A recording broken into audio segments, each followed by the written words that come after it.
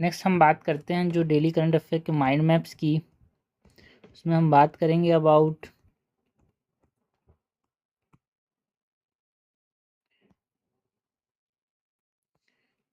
3 जून 2026 में कौन कौन सी चीज़ें न्यूज़ में रही थी उसके बारे में बात करेंगे। सबसे पहले तो हम बात करते हैं यार जो मेन से रिलेटेड 3 टॉपिक्स हैं। एक तो ऑर्डिनेंस जो पावर है, पार्लियामेंट का जो रोल है, प्रेसिडेंट का जो पावर है उसकी बात करें, ये न्यूज़ में था।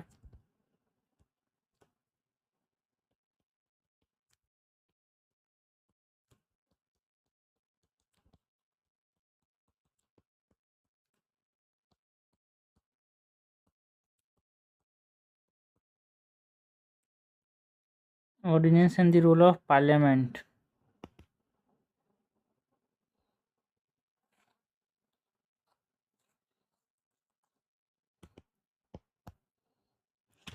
सबसे पहले तो जो कॉन्स्टिट्यूशनल फ्रेमवर्क है इसकी बात करें ऑर्डिनेंस से related.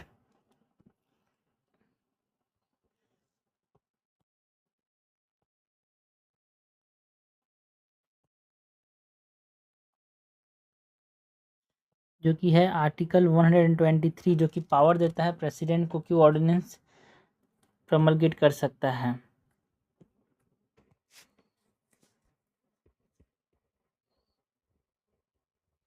Ordinance making power of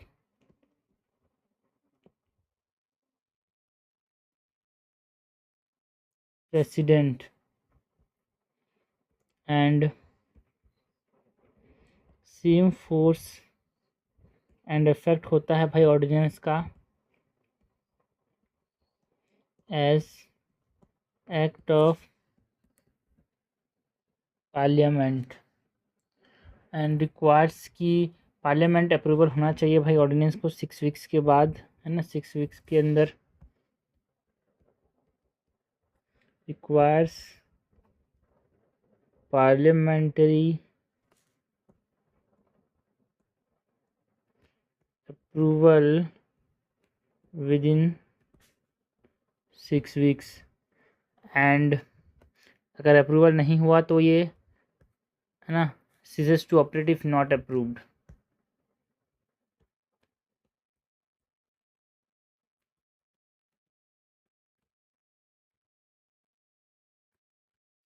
now enactment and withdrawal process की बात करें, जो ऑर्डिनेंस है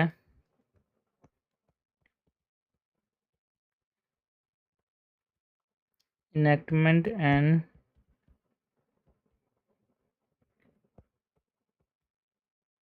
विड्रॉल प्रोसेस की बात करें तो यूनियन कैबिनेट रिकमेंडेशन पे यहाँ पे ये विड्रॉल किया जाता है या फिर इनैक्ट किया जाता है। मतलब जब कैबिनेट बोलेगी प्रेसिडेंट को तब जाके वो प्रमोलगेट करता है ऑर्डिनेंस यार। एंड जो प्रेसिडेंशियल रिकन्सिडरेशन है, एक बार बोलता है कि भाई कैबिनेट अपना जो एडवाइस है कि आप प्रमोलगेट करो ऑर्डिनेंस, उसको एक बार फिर से रिकन्सिडर करो, है ना। एक बार अगर वापस से भेज दिया तो प्रेसिडेंट को यहाँ पे एडवाइस को मानना ही पड़ेगा।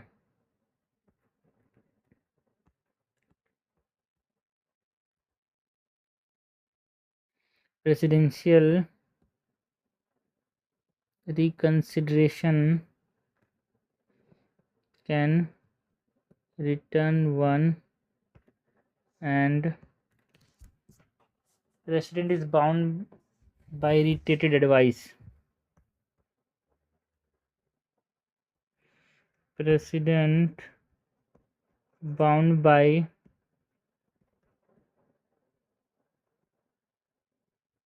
reiterated advice.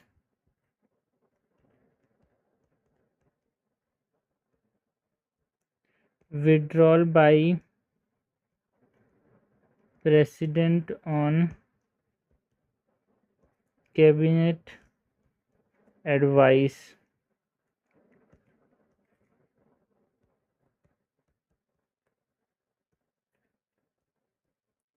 Disapproval by parliamentary resolution, यार पार्लियामेंट में रेजोल्यूशन लेके इसको यहाँ पे डिसअप्रूव कर सकता है। एंड वॉइड हो जाएगा ये जो ऑर्डिनेंस है इफ़ आउटसाइड लेजिस्लेटिव कॉम्पिटेंस। अगर लेजिस्लेटिव कॉम्पिटेंस के बाहर कोई चीज़ बोल रहा है, प्रेसिडेंट बना रहा है, तो वो वॉइड हो जाएगा।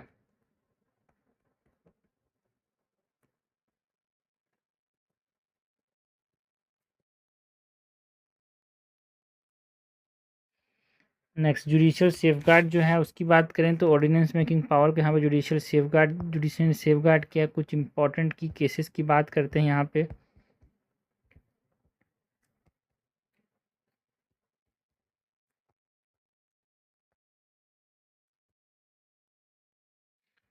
ओके, जिसमें हम आरसी कूपर में बोलते हैं कि जो ऑर्डिनेंस है it is subject judicial review यार। आरसी कूपर 1970 केस ने क्या बोला, this ordinance is subject to judicial review. A K Roy 1982 ये केस ने क्या बोला कि जेन्युइन अर्जेंसी रिक्वायरमेंट है तभी आप क्या कर सकते हो, ऑर्डिनेंस प्रमोलगेट कर सकते हो।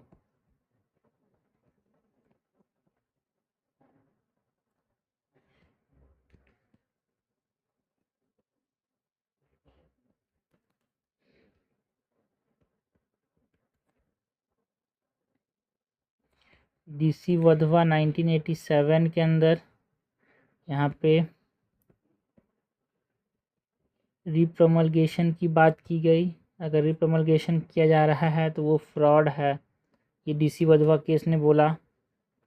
कृष्ण कुमार सिंह ने बोला कि कोई रूटीन प्रैक्टिस नहीं होना चाहिए भी कि आप नियम बनाने को अवॉइड करो, बस ऑर्डिनेंस से ही चला रहे हो, तो एक रूटीन प्रैक्टिस नहीं होना चाहिए, ऐसा कृष्ण कुमार सिंह केस ऑफ 2017 ने बोला। नॉट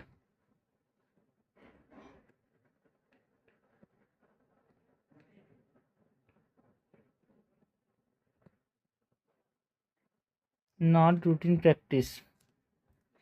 एंड कॉन्स्टिट्यूएंट असेंबली का जो इंटेंट था बनाने का, जो मतलब ऑर्डिनेंस को एक तरह से एक्स्ट्रा लेजिस्लेटिव मैकेनिज्म बनाना है, मतलब एक्स्ट्रा ऑर्डिनरी लेजिस्लेटिव मैकेनिज्म बनाना है ना, डिबेट्स को बाईपास करने के लिए नहीं बनाया गया था ऑर्डिनेंस को, है ना। जो सिचुएशनल रिक्वायरमेंट है, इमीडिएट एक्शन जहाँ पे ज़रूरत है, उसको देखते हुए यहाँ पे ऑर्डिनेंस का जो कॉन्सेप्ट है ये बनाया गया था कॉन्स्टिट्यूएंट असेंबली के द्वारा।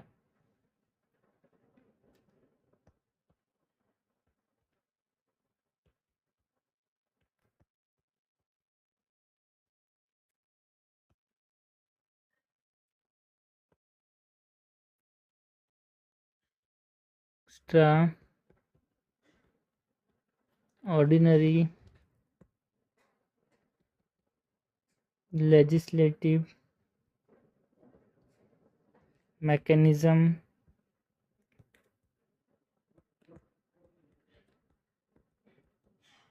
not intended to bypass debate and address situations requiring immediate action. Next यहाँ पे जो ऑर्डिनेंस है इसके अंदर जो डिक्लाइनिंग रोल हमको देखने को मिल रहा है पार्लियामेंट का, उसकी बात करें तो एक एमर्जिंग ट्रेंड है कि भाई इमरजेंसी में पार्लियामेंट को हटाने के लिए प्रकार से ऑर्डिनेंस का इस्तेमाल किया जा रहा है। तो इसके अंदर यहाँ पे अगर हम बात करें जो डिक्लाइनिंग रोल है, declining role of parliament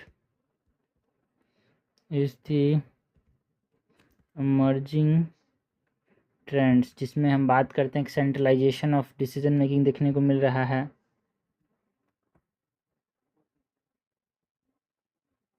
centralisation of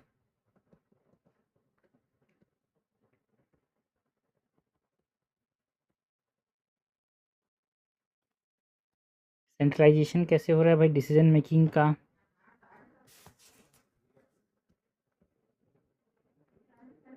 power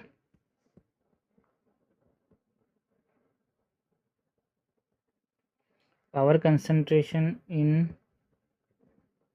cabinet and prime minister office देखने को मिल रहा है भाई।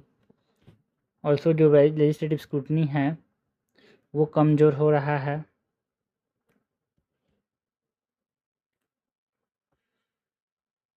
वीकनिंग ऑफ लेजिस्लेटिव स्क्रूटनी, कैसे जो कमिटी एग्जामिनेशन है वो धीरे धीरे डिक्लाइन हो रहा है ना। डिबेट्स छोटे हो रहे हैं, एक्सपर्ट कंसल्टेशन जो है वो छोटा हो रहा है।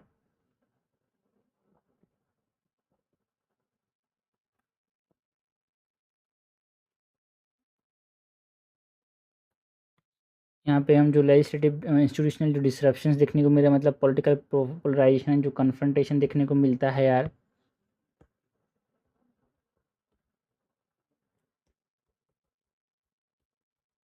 इंस्टीट्यूशनल डिसरप्शंस में political polarisation and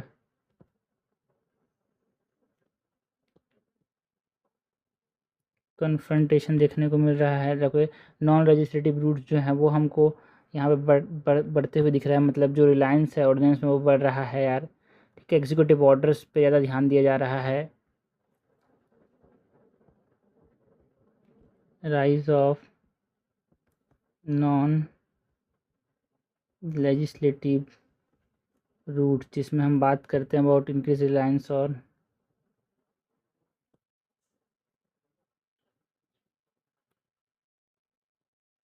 ordinance.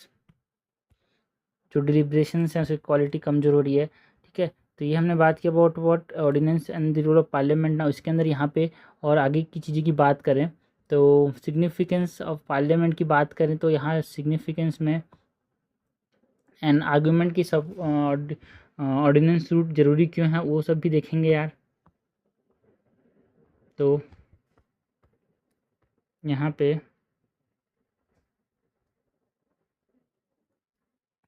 Audience के बारे में बात कंटिन्यू रखें तो यहाँ पे हम बात करेंगे अबाउट व्हाट जो सिग्निफिकेंस है पार्लियामेंट का, उससे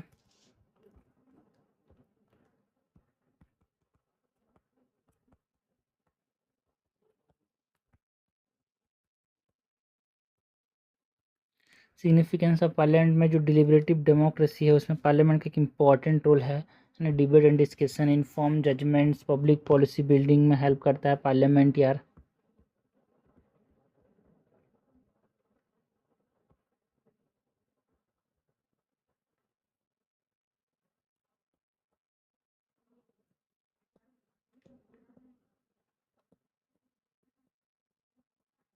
डिबेट्स एंड डिस्कशन करता है पार्लियामेंट, इन्फॉर्म जजमेंट लेता है, पब्लिक पॉलिसी बिल्डिंग में हेल्प करता है, एग्जीक्यूटिव को अकाउंटेबल रखता है यार पार्लियामेंट।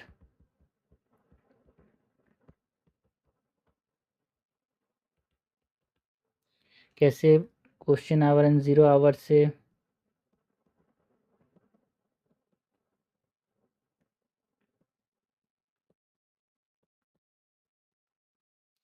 पार्लियामेंट्री कमिटीज से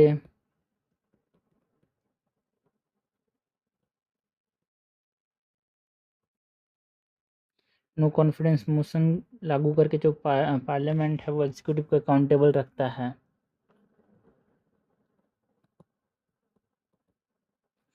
ना। एक तरह से रिप्रेजेंटेटिव कैरेक्टर प्रोवाइड करता है यार ये।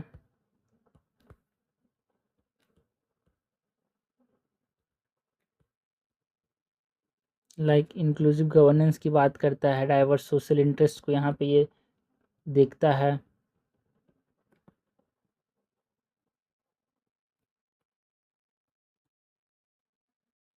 Diverse social interest, minority rights को यहाँ पे ये देखता है पार्लियामेंट जो है। लेजिटिमेसी इन लॉ मेकिंग की बात करें तो पार्लियामेंट का एक इम्पॉर्टेंट सिग्निफिकेंस है यार, जो लॉ मेकिंग में लेजिटिमेसी रखता है। कैसे भाई? पब्लिक रीजनिंग से,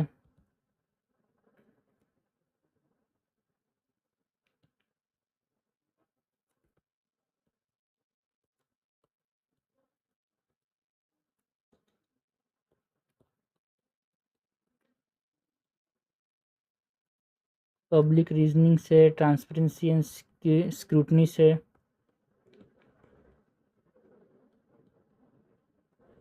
ट्रांसपेरेंसी एंड स्क्रूटनी से, डेमोक्रेटिक ट्रस्ट से,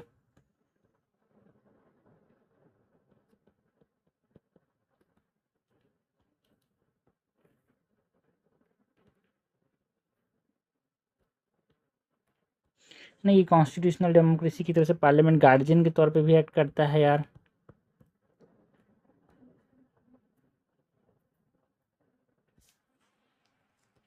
और जो कॉन्फ्लिक्ट रेजोल्यूशन में इंपॉर्टेंट रोल है, political dialogue and national consensus build करता है, फाइनेंशियल ओवरसाइट करता है, जो पब्लिक पर्स है उसको देखता है ये।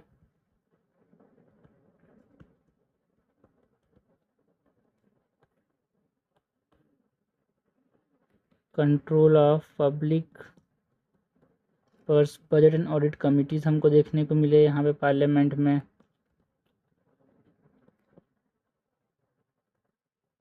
ना फाइनेंशियल और फिजिकल डिसिप्लिन मेंटेन रखता है पार्लियामेंट जो है। इसके साथ साथ जो सिटीजन स्टेट लिंक है, मतलब एक तरह से पार्टिसिपेटरी डेमोक्रेसी को ही रिप्रेजेंट करता है ना। तो ये हमने बात की क्या सिग्निफिकेंस है पार्लियामेंट का। नाउ क्या आर्ग्यूमेंट है कि भाई ऑर्डिनेंस ठीक है, ऑर्डिनेंस जो है वो बाईपास करते हैं पार्लियामेंट का, तो पार्लियामेंट का अपने आप में एक सिग्निफिकेंस है। तो क्या ऑर्डिनेंस को हटा देना चाहिए, ऑर्डिनेंस को नहीं भाई। तो क्या आर्ग्यूमेंट्स हैं जो कि सपोर्ट करते हैं ऑर्डिनेंस रूट को।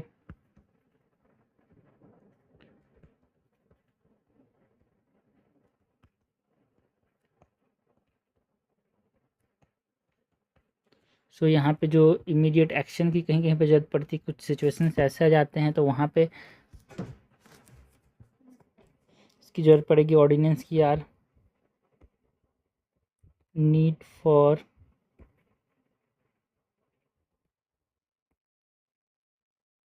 इमीडिएट एक्शन, जहाँ पे लेजिस्लेटिव इंटरवेंशन की ज़रूरत पड़ेगी, पार्लियामेंट्री अगर रिसेस में है तो उस समय यहाँ पे ऑर्डिनेंस का बहुत इंपॉर्टेंट रोल होता है।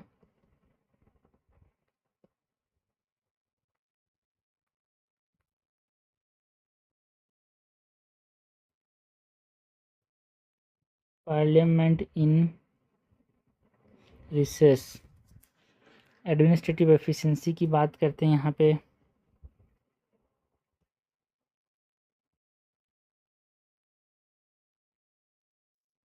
एडमिनिस्ट्रेटिव एफिशिएंसी की बात करें तो कंटिन्यूटी ऑफ गवर्नेंस जो है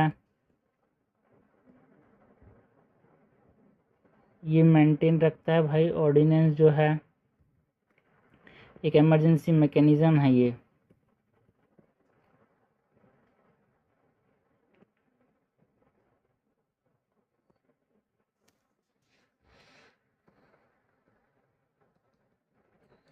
ना एक टाइम सेंसिटिव चैलेंज, मतलब जो जुडिशियल डायरेक्टिव्स हो गए, इकोनॉमिक एंड सिक्योरिटी कंसर्न्स तो होते ही हैं, तो सबको देखते हुए यहाँ पे ऑर्डिनेंस ज़रूरी है यार। कॉन्स्टिट्यूशनली सेंक्शन मैकेनिज्म है, लाइक कॉन्स्टिट्यूशन में बताया गया कि भाई ऑर्डिनेंस बना सकता है, ऑथराइजेशन जो है आर्टिकल 123 इसको देता है ना। एक लेजिटिमेट कॉन्स्टिट्यूशनल इंस्ट्रूमेंट है यार।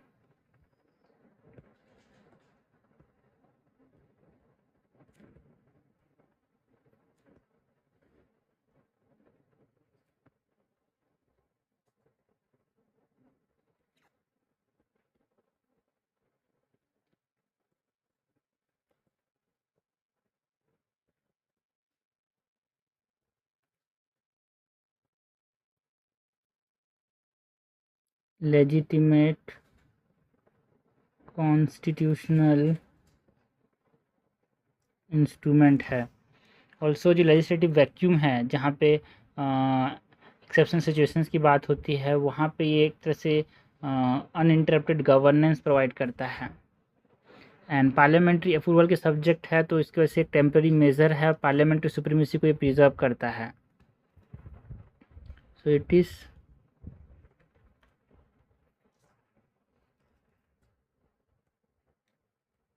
subject to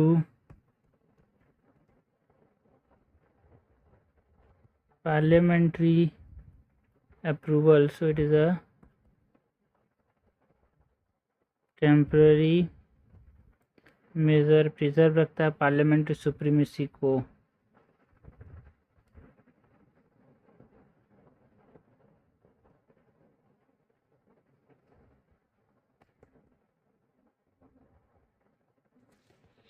सो ये हमने बात की अबाउट व्हाट जो ऑर्डिनेंस मेकिंग पावर था वो ऑर्डिनेंस रिलेटेड न्यूज़ में हमको देखने को मिला यार, ऑर्डिनेंस न्यूज़ में था।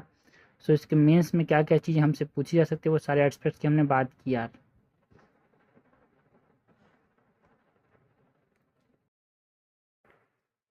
नेक्स्ट ऑर्डिनेंस में जो वे फॉरवर्ड है for reforms ordinance framework states में क्या है, कंक्लूजन क्या है, वो सब की हम बात करें। सो तो कोई पूरा डिटेल में कवर इसलिए कर रहे हैं बिकॉज यहाँ पे ज़रूरत है। आप एक बार में हर दिन थोड़ा डेली डेली डिटेल में कवर करोगे तो मीन्स के पास कंटेंट भी रहेगा, प्रीलिम्स के लिए आपको तैयारी हो ही रही है। सो यहाँ पे हम बात करें way forward for the reforms in ordinance यार।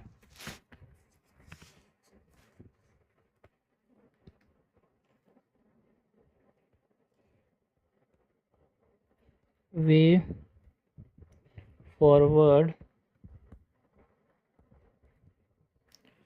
फॉर द रिफॉर्म्स, तो सबसे पहले तो यहाँ पे जो कमिटी है, ठीक है, उसको स्ट्रेंथन करने की ज़रूरत है यार। मतलब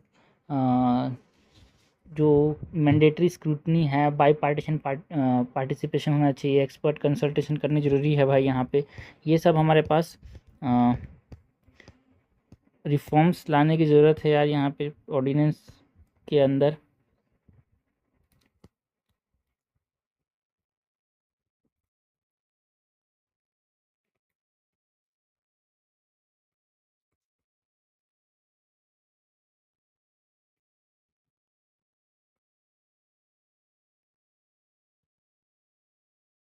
कमेटी सिस्टम है उसको और भी स्ट्रेंथन करने की ज़रूरत है, जिसमें हम बात करते हैं अबाउट मैंडेटरी स्क्रूटनी की, बाय पार्टिसिपेशन ये होना चाहिए, एक्सपर्ट कंसल्टेशन करना ज़रूरी है भाई। जो कमेटी जो यहाँ पे बोलेगी कि भाई ऑर्डिनेंस लेना है, एक्सपर्ट से एडवाइस लेना भी ज़रूरी है। ये सब रिफॉर्म्स लाने की ज़रूरत होगी यार, है ट्रांसपेरेंसी एंड अकाउंटेबिलिटी मेंटेन रखना है ये सब चीज़ों में।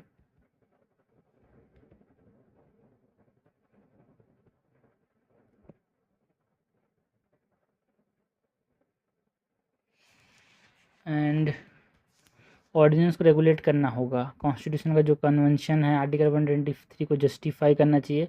एंड एक्सेप्शनल एक्सेप्शनल कैरेक्टर को यहाँ पे प्रिजर्व रखना पड़ेगा। जो डिलिबरेटिव प्रोसेस है उसको एनहांस करने की ज़रूरत है, लाइक मिनिमम डिबेट पीरियड है ना, अपोजिशन पार्टिसिपेशन को यहाँ पे लाना पड़ेगा, डिलिबरेटिव डेमोक्रेसी को बढ़ावा देना है। Also to revitalise the question hour यार, यहाँ पे एग्जीक्यूटिव को अकाउंटेबल करने के लिए मिनिस्ट्रियल ओवरसाइट करेगा भाई। जो यहाँ पे ऑर्डिनेंस हुआ है यहाँ पे रिवाइटलाइज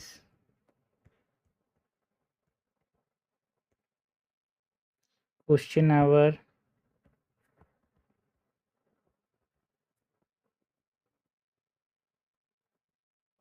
अकाउंटेबिलिटी मिनिस्ट्रियल ओवरसाइट से स्क्रूटनाइज करना होगा,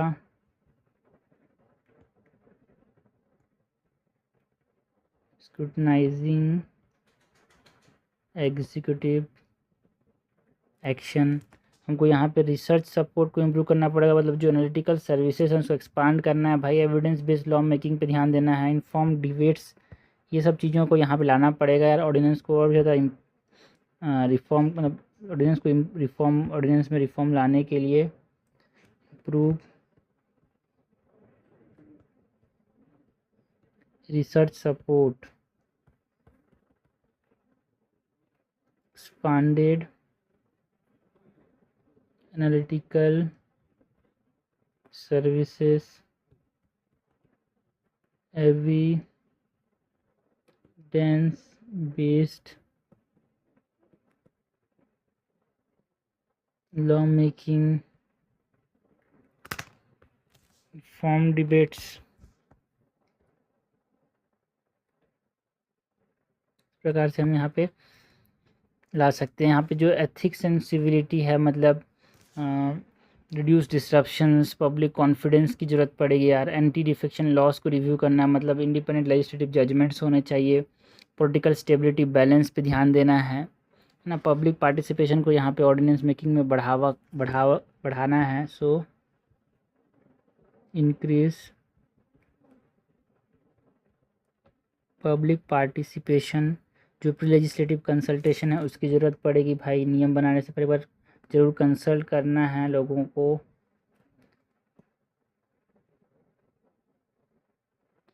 स्टेक होल्डर फीडबैक, जो जो यहाँ पे इन्वॉल्व हैं उनके बारे में, उनको भी एक बार उनकी राय भी लेना है।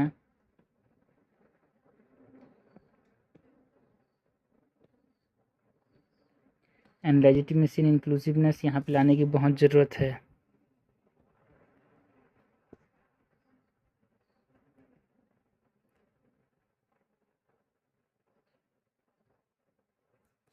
ना यहाँ पे जो ऑर्डिनेंस का जो फ्रेमवर्क है स्टेट्स के अंदर वो कैसा है भाई।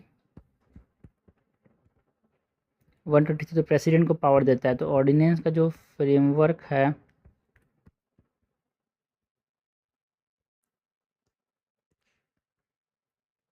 स्टेट्स वो कैसा है। तो आर्टिकल नंबर 213 जो है गवर्नर को पावर देता है कि वो ऑर्डिनेंस बना पाए, ऑर्डिनेंस प्रमलगेट कर पाए। 123 टू इधर ले आओ। 213 213। सो ये लेजिस्लेटिव रिसेस रिक्वायरमेंट यार, मतलब जब नियम नहीं बन पा रहे हैं, जब पार्लियामेंट, जब जो लेजिस्लेटिव यहाँ पे रिसेस में है, तो यहाँ पे गवर्नर इस्तेमाल करता है यार ऑर्डिनेंस का। एंड एक लेजिस्लेटिव एक्ट जैसा ही इसका रूल है।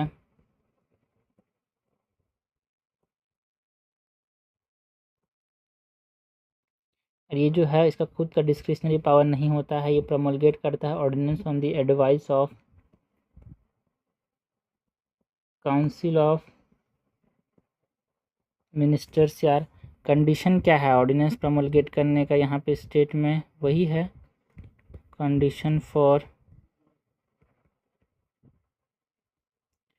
लेजिस्लेटिव असेंबली अगर सेशन में नहीं है, इमीडिएट एक्शन की ज़रूरत है।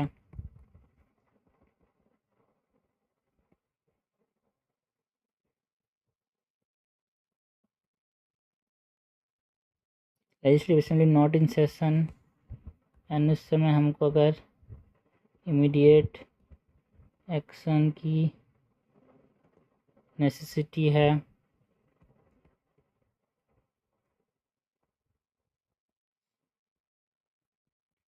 गवर्नर की सेटिस्फेक्शन की भी ज़रूरत है यार। यहाँ पे ड्यूरेशन अप्रूवल की बात करें,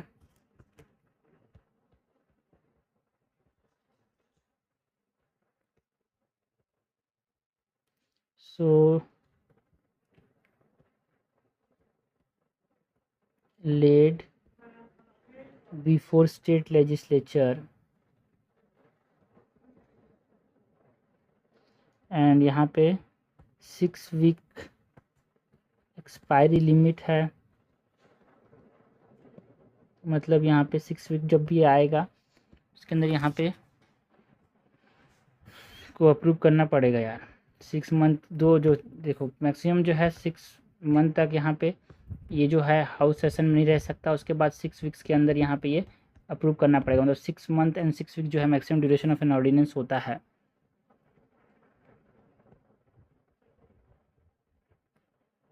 उसको विड्रॉ कर सकता है कभी भी, किसी भी टाइम, ठीक है। कंक्लूजन के अंदर सुप्रीम कोर्ट का जो जज ऑर्डिनेंस 2026 में बताया था कि इंस्टीट्यूशनल फ्रेमवर्क है, डेमोक्रेटिक लेजिटिमेसी को मेंटेन करते हुए इसको प्रमोलगेट करना चाहिए।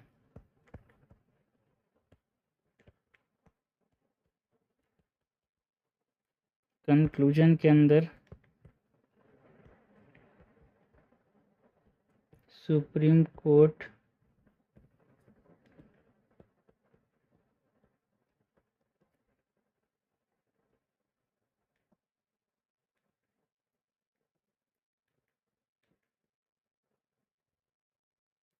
ऑर्डिनेंस 2026 की बात करते हैं। उन्हें बोला सुप्रीम कोर्ट ने 2026 में यहाँ पे ऑर्डिनेंस के बारे में बोला कि देखो भाई, एक इंस्टीट्यूशनल रिफॉर्म्स की ज़रूरत है डेमोक्रेटिक लेजिटिमेसी को मेंटेन रखने के लिए, नहीं तो अपने मन से जो काउंसिल ऑफ मिनिस्टर्स हैं बाईपास करते जाएंगे।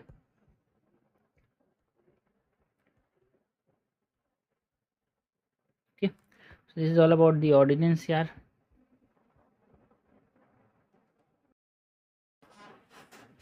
नेक्स्ट होलसेल प्राइस इंडेक्स से जो प्रोड्यूसर प्राइस इंडेक्स है उसकी तरफ जो ट्रांजिशन हो रहा है वो यहाँ पे न्यूज़ था। तो WPI to PPI producer price index transition India.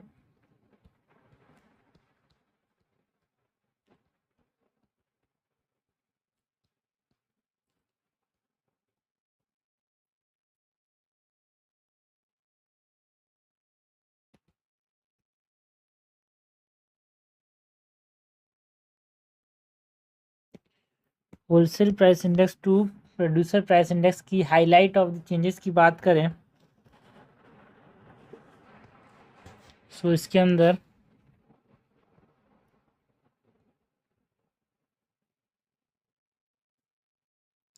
की highlights of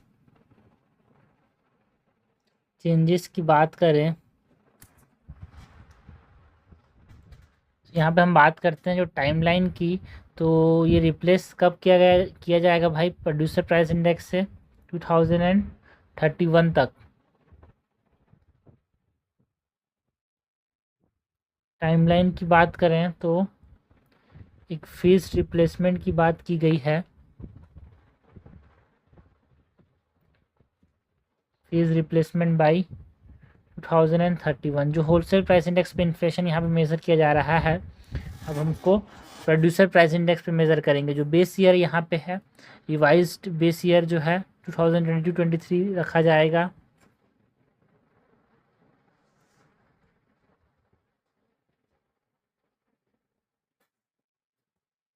it is revised 2022-23। जो रिलीज़ डेट है ये कब आया भाई यहाँ पे, schedule for June 15, 2026। Large item यहाँ पे देखने को मिले बास्केट में, मतलब 697 से 957 आइटम्स यहाँ पे देखने को मिले यार।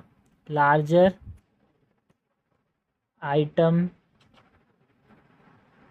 बास्केट के अंदर यहाँ पे इट इज़ इंक्रीज। जो होलसेल प्राइस इंडेक्स है वहाँ पे 697 आइटम्स थे, सो 697 टू 957 तक ये बढ़ गया। ग्रीन एनर्जी की बात करें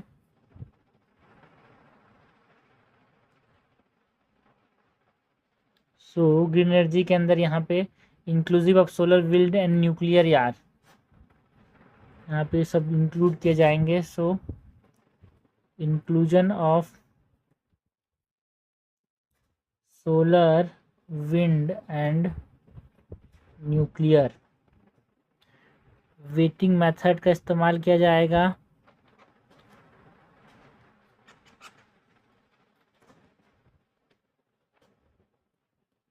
gross value of output GVO।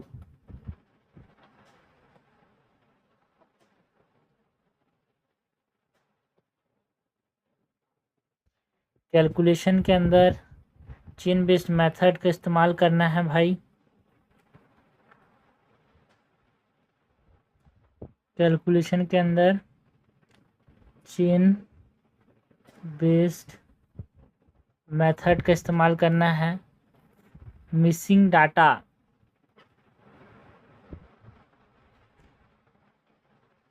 में targeted mean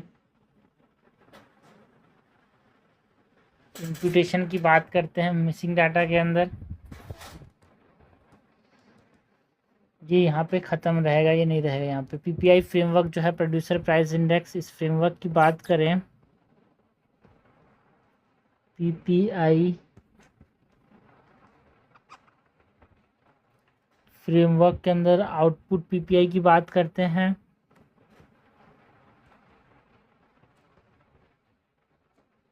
that is OPPI, output producer price index. And ये जो ओपीपीआई है ये ट्रैक किसको करता है, जो प्राइस डोमेस्टिक प्रोड्यूसर से मिलता है उसको यहाँ पे ये ट्रैक करता है। Track prices received by domestic producers। And जो प्राइसिंग है इसकी बात करें तो बेसिक प्राइस पे ये चलता है यार। ये जो आउटपुट पीपीआई है वो बेसिक प्राइस पे चलता है, मतलब जो टैक्सेस ऑन ट्रांसपोर्ट है उसको ये एक्सक्लूड करता है। एक्सक्लूड्स टैक्सेस और ट्रांसपोर्ट। जो इनपुट पीपीआई है, इसके बाद यहाँ पे इनपुट पीपीआई की बात करें जिसको हम आईपीपीआई बोलते हैं। इट इज, इसमें ट्रैक किस चीज़ को करता है, cost of raw material inputs. ये ट्रैक करता है cost of raw materials and inputs को। प्राइसिंग की बात करें तो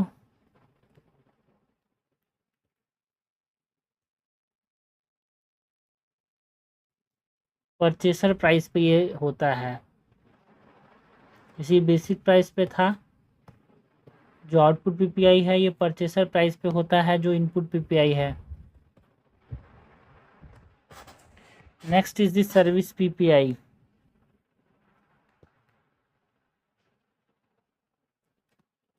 input PPI, output PPI,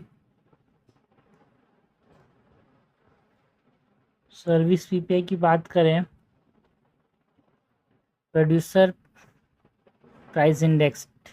service producer price index की बात करें तो यहाँ पे ये ट्रैक करता है price changes in the service sector. Tracks price changes in service sector. Coverage की बात करें तो बैंकिंग इसके अंदर कवर होता है, इंश्योरेंस,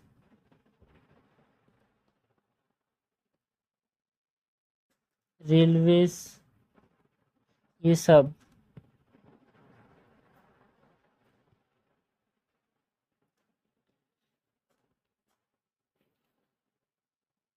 लिमिटेशन ऑफ डब्ल्यूपीआई की बात करें, जो होलसेल प्राइस इंडेक्स है उसकी लिमिटेशन होता है। तो हमने यहाँ पे प्रोड्यूसर प्राइस इंडेक्स पे ध्यान दिया यार। तो जो होलसेल प्राइस इंडेक्स है इट एक्सक्लूड्स सर्विस सेक्टर, जिसमें 50% ऑफ जीडीपी को जो कंट्रीब्यूट कर रहा है उसको ही एक्सक्लूड करता था। इसीलिए हमने प्रोड्यूसर प्राइस इंडेक्स के ऊपर ध्यान देने की कोशिश है ना, सोचा। डबल काउंटिंग होता था भाई यहाँ पे डब्ल्यूपीआई में। Double counting at wholesale price. ये लिमिटेशंस थे भाई डब्ल्यूपीआई के अंदर, इसे तो हमने पीपीआई की तरफ शिफ्ट करने का सोचा। प्राइस डिस्टॉर्शन दिखने को मिलता था फ्रॉम ट्रेड और ट्रांसपोर्ट मार्जिन्स। इसके बाद यहाँ पे हम बात करते हैं जो रिफॉर्म्स हैं, इसका सिग्निफिकेंस क्या है भाई। जो रिफॉर्म्स हैं क्या सिग्निफिकेंस, जो प्रोड्यूसर प्राइस इंडेक्स की तरफ हम जो शिफ्ट हो रहे हैं। नेक्स्ट हम बात करते हैं सिग्निफिकेंस ऑफ द रिफॉर्म की।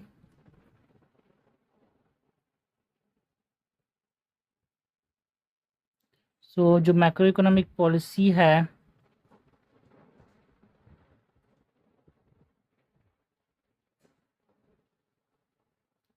मैक्रो इकोनॉमिक पॉलिसी में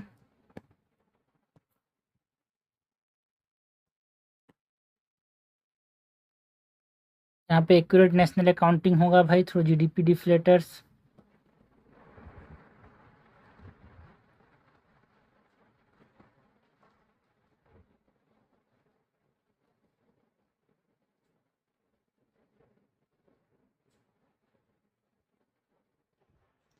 यहाँ पे जो पास थ्रू इफेक्ट है फॉर आरबीआई उसको ट्रैक करना भी ज़रूरी है यार।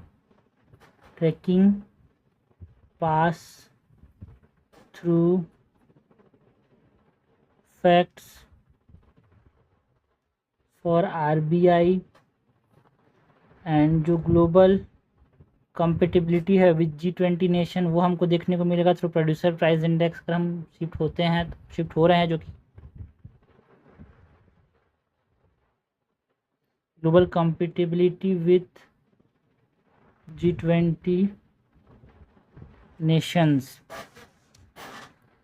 कॉन्ट्रेक्चुअल एडजस्टमेंट की बात करें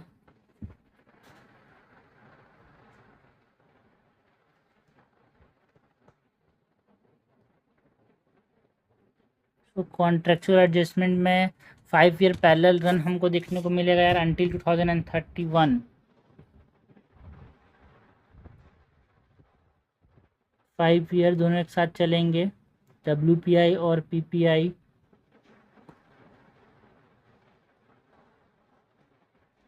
एंड मैंडेटरी PPI होगा for new contracts after 2031।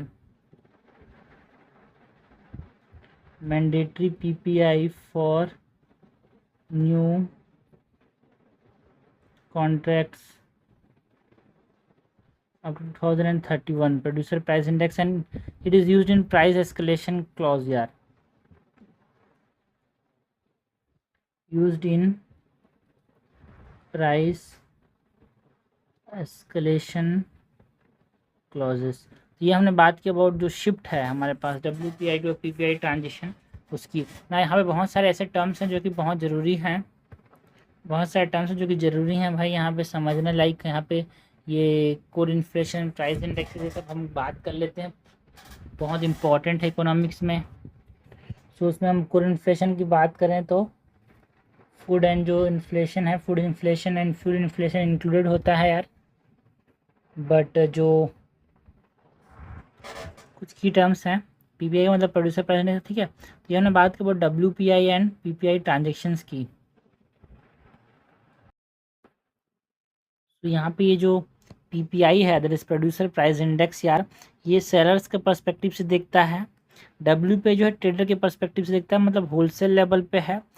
Producer price index नाम समझ फैक्ट्री के गेट पे देखता है, मतलब ये रिवेन्यूज रिसीव बाय प्रोड्यूसर, जो प्रोड्यूस कर रहा है उसको क्या रिवेन्यू मिला वो देखता है। ये टैक्सेस को हटा देता है, मार्जिन को जो है उसको एक्सक्लूड करता है। बट जो होलसेल लेवल है यहाँ पे बल्क प्राइसेस जिसमें ट्रांसपोर्ट एंड टैक्सेस जो थे वो इंक्लूड होते थे, बट यहाँ पे फैक्ट्री गेट पे होता है इसीलिए ये सब यहाँ पे नहीं होते।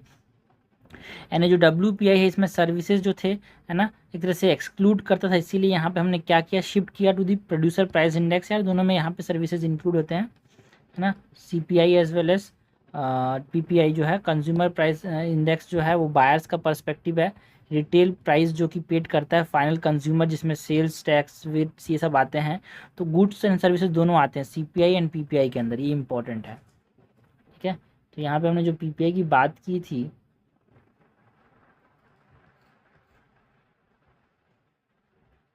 यहाँ पे बेसिक प्राइस पे एक होता है, एक रॉ मटेरियल एंड इनपुट पे होता है, और एक price change in service sector होता है। ठीक है, सब चीज़ यहाँ पे PPI फ्रेमवर्क की हमने यहाँ पे डिटेल में बात किया यार।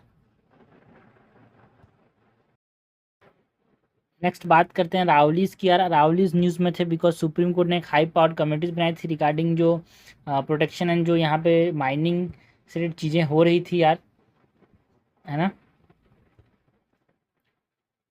कंसर्न्स देखने को मिले।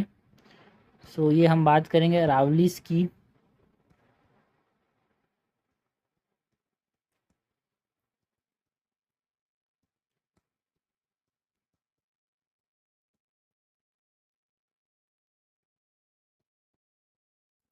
सिग्निफिकेंस की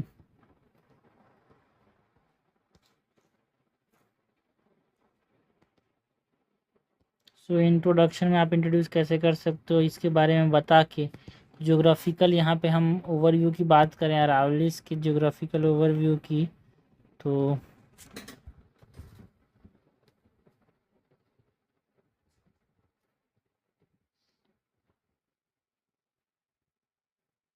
this are the oldest geological formation in India यार।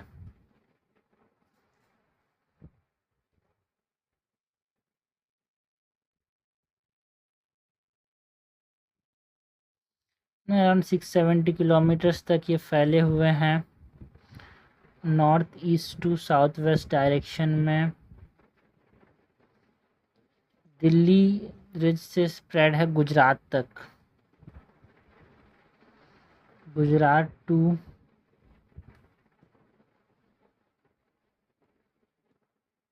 इधर दिल्ली, नॉर्थ ईस्ट इधर साउथ वेस्ट, इस प्रकार से।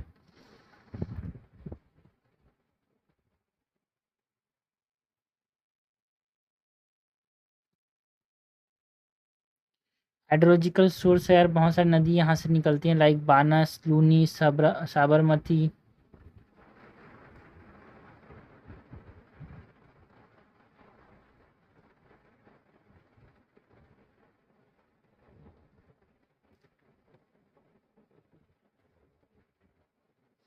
सो यहाँ पे एक हाई पावर कमेटी बनाई गई थी to resolve the legal and scientific ambiguities जो देखने को मिल रहा है, मतलब जो फाइंडिंग से रिलेटेड जो चीज़ें हो रही हैं।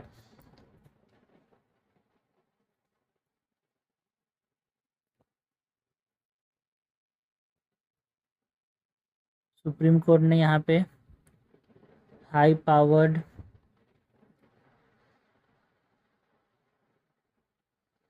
कमिटी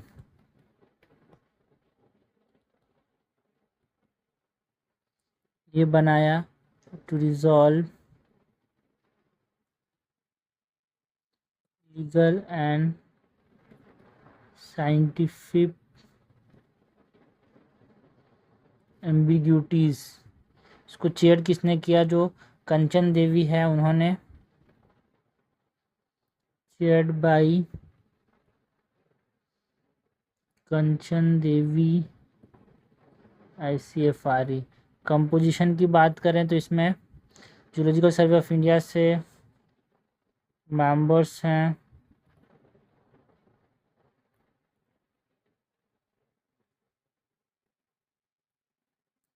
एकेडमिक एक्सपर्ट्स हैं, है ना। Zoological survey of India, forest survey of India, environment ministry से लोग हैं, एकेडमिक एक्सपर्ट्स हैं दिल्ली यूनिवर्सिटी से।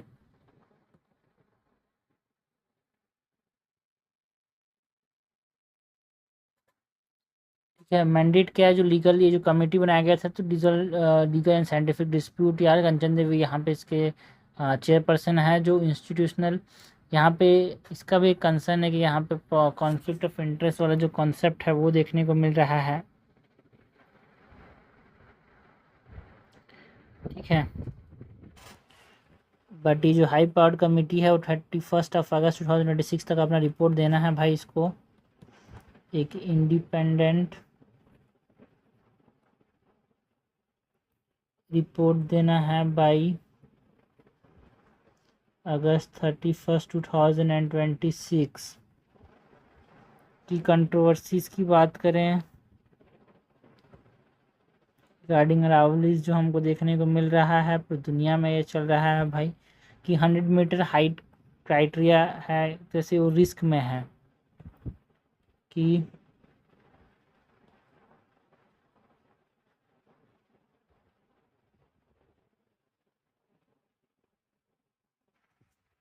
100 मीटर क्राइटेरिया ये क्या बोलता है कि जो 100 मीटर ज़्यादा ऊंचा है ना वही अरावली रेंज के अंदर आएगा। तो आप अरावली रेंज को यहाँ पे जो फॉरेस्ट सर्वे ऑफ इंडिया ने बोला कि देखो आप अगर इसको आप क्राइटेरिया बनाते हो 90% अरावली हिल्स हट जाएंगे प्रोटेक्शन से, तो उसके वजह से यहाँ पे आप काट सकते हो। तो 500 metre distance rule loophole ये देखने को मिला भाई, है ना।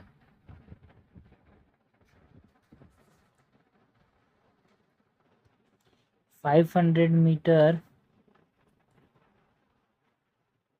डिस्टेंस रूल जो है इसका भी एक लूप होल में फंस जाएगा यार। इकोलॉजिकल कंटिन्यूटी असेसमेंट जो है ये भी कंट्रोवर्सी के अंदर आता है।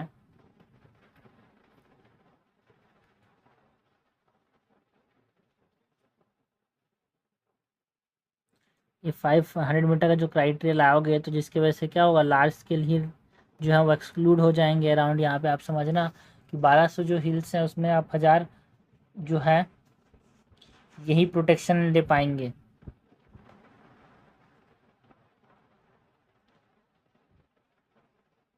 ओके, की कंट्रोवर्सीज की बात की भाई, हाई पावर्ड कमेटी ने क्या बोला ना, हिस्टोरिकल एंड जुडिशियल एक्शंस की बात करें अगर regarding the Aravallis,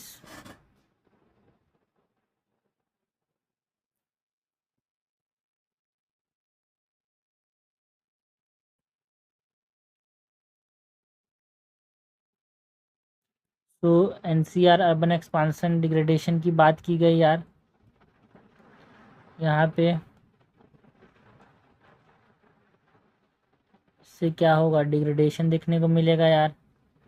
national capital region है, इस एरिया में भी दिल्ली अरावली हिल्स है, तो डिग्रेडेशन देखने को मिलेगा।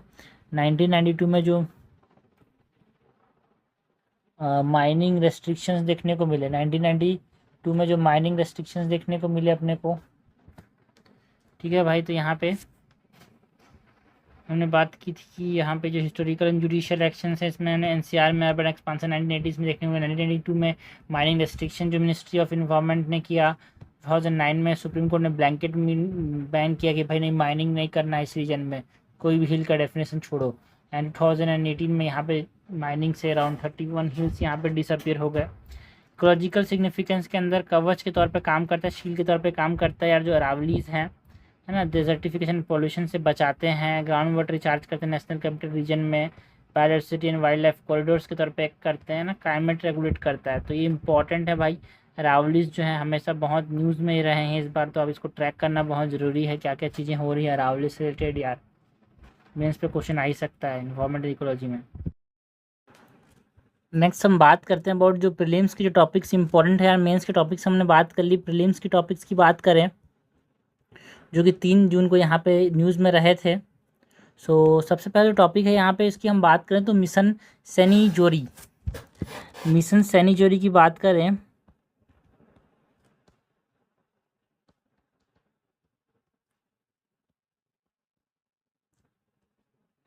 तो ये जो मिशन सैनी जोरी है,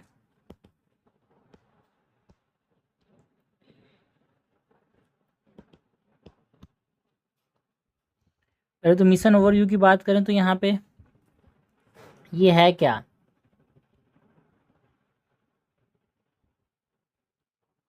तो मिशन सैनी जोरी एक cluster based silk transformation mission है भाई। नोडल एजेंसी कौन है ना। ये जो मिशन सिनी जोरी है, जो मूंगा सिल्क है उसको ट्रांसफॉर्म करने के लिए क्लस्टर बेस्ड इनिशिएटिव है भाई। क्लस्टर बेस्ड सिल्क ट्रांसफॉर्मेशन की बात करता है। नॉर्थ ईस्टर्न रीजन में जो मूंगा सिल्क है उसके ऊपर ये बेस्ड है। नोडल एजेंसी कौन सी है, मिनिस्ट्री है ना, ministry of development of north east region, ministry of development of north east region. And implementation period जो है 2026 से लेकर 28 तक रहेगा यार।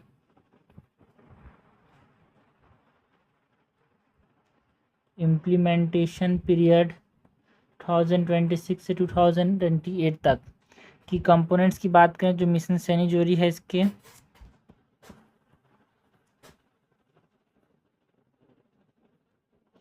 सो की कंपोनेंट के अंदर हमारे पास वैल्यू चेन डेवलपमेंट की बात करते हैं।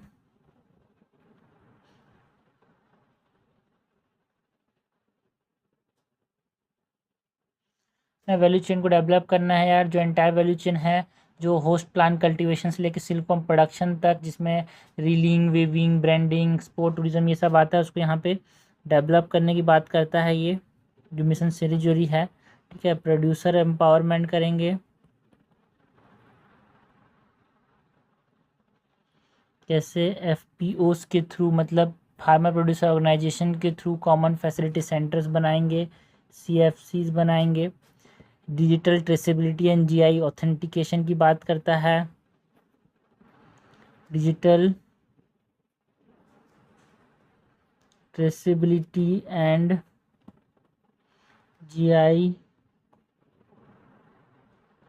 ऑथेंटिकेशन की बात करता है। टूरिज़्म प्रमोशन की बात करता है भाई। इसकी कंपोनेंट जो है वो टूरिज़्म को भी यहाँ पे बढ़ावा देना है मूंगा सिल्क ट्रेल के फॉर्म में,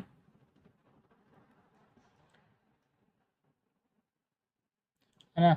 जो सिल्क टूरिज्म पार्क हो गया, मेगा उत्सव मूंगा उत्सव फेस्टिवल, जो कि एक तरह से सिल्क हेरिटेज को प्रमोट करते हैं इन असम यार।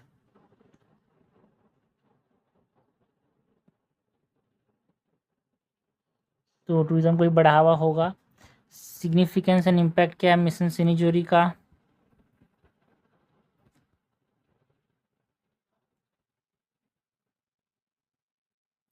सिग्निफिकेंस एंड इम्पैक्ट के अंदर यहाँ पे देखो भाई 4,000 करोड़ के अप्रोक्स इन्वेस्टमेंट यहाँ पे दिया गया है। 4,000 बोलता हूँ 400 करोड़ के अराउंड। 396 टू 411 करोड़ का इन्वेस्टमेंट मिला गया है। सपोर्ट करता है ये जो मूंगा silk cultivation, it support around 2.6 lakh families. Assam को ग्लोबल हब बनाना है फॉर प्रीमियम सिल्क यार। Assam as global hub for premium silk, ये मिशन बनाने की बात करते हैं ना। इसके अंदर यहाँ पे अष्टलक्ष्मी विज़न यहाँ पे लाया गया है। और जो अष्टलक्ष्मी विज़न है उसके अंदर यहाँ पे ये आता है भाई मिशन सैनीजोरी जो है। 8 जो नॉर्थ ईस्टर्न स्टेट्स हैं वहाँ पे कुछ ना कुछ यहाँ पे प्रोड्यूस करने की बात करता है। नॉर्थ मतलब एक तरह से इसको अष्टलक्ष्मी बोला। एंड इनको unique economic strength and potential के तौर पे स्टेट को आइडेंटिफाई किया गया है।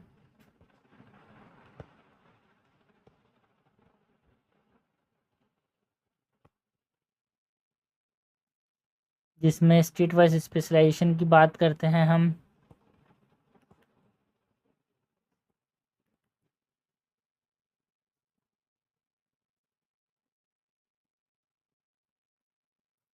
जैसे नागालैंड जो है वो कॉफ़ी ग्रोइंग, इसलिए कॉफ़ी में इकोनॉमिक पोटेंशियल रखता है। त्रिपुरा जो है पाइनएप्पल में।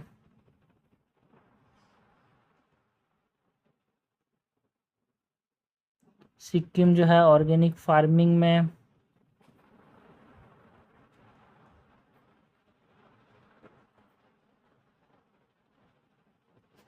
अरुणाचल प्रदेश जो है वो कीवी में।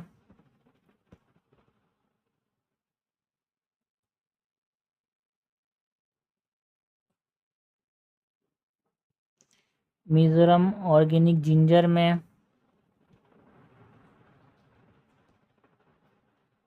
इकोनॉमिक पोटेंशियल है भाई, है ना। असम की बात की भाई, मूंगा सिल्क में असम है। मणिपुर जो है पोलो में। और 8वां नंबर जो है असम, अभी हमने देखा असम इन मूंगा सिल्क। तो ये हमने बात की अबाउट व्हाट फ्लैगशिप सेक्टर्स में यहाँ पे ब्रांडिंग पाने की बात की ना। मूंगा सिल्क की बात करें, देखो भाई तो नेचुरली गोल्डन कलर सिल्क है, world only naturally golden colour silk यार, जो कि मेनली कहाँ प्रोड्यूस होता है, असम में। एंड ये इंडिया का फर्स्ट जीआई टैग सिल्क है। ओके। एंड 90% जो ग्लोबल मूंगा सिल्क प्रोडक्शन है वो असम में होता है भाई। नेचुरली गोल्डन होता है, हाईली ड्यूरेबल होता है। कल्चरल सिग्निफिकेंस क्या है इसको? मेखला चादोर एंड गमोसा के अंदर यहाँ पे यूज़ किया जाता है सेरेमोनियल अटायर के ऊपर। ओके, ये असम कल्चर का इम्पोर्टेंट पार्ट है ये। सो नेक्स्ट मूंगा सिल्क की बात करें,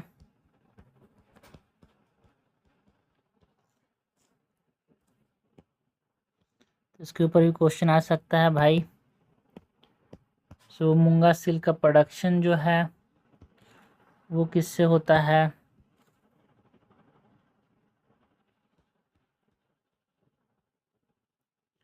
ठीक है, इसका जो प्लांट है सिल्क वॉर्म जो है उसका नाम क्या है? एंथीरिया असमेसिस। असमेसिस जो है ये सिल्क वॉर्म है, इससे ये बनता है। It is endemic to Assam यार।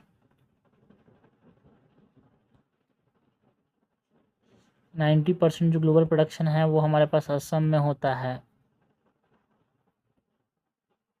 नेचुरली ओनली दुनिया में ऐसा एकमात्र सिल्क है जो नेचुरली गोल्डन कलर का होता है। इसको जियोग्राफिकल इंडिकेशन टैग भी मिला है।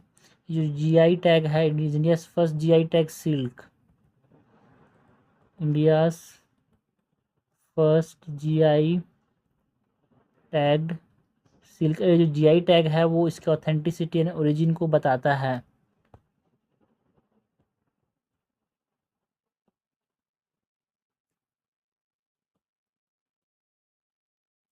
स्पेशल प्रॉपर्टीज़ की बात करें, मूंगा सिल्क का क्या स्पेशल प्रॉपर्टी है भाई?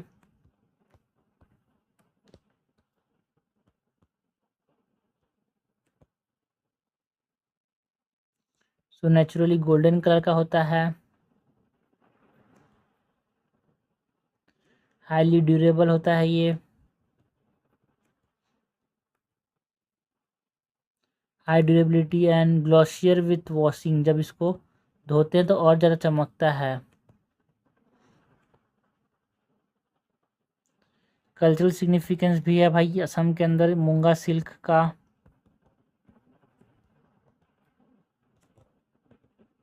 लाइक असम के कल्चर हेरिटेज का पार्ट है ये।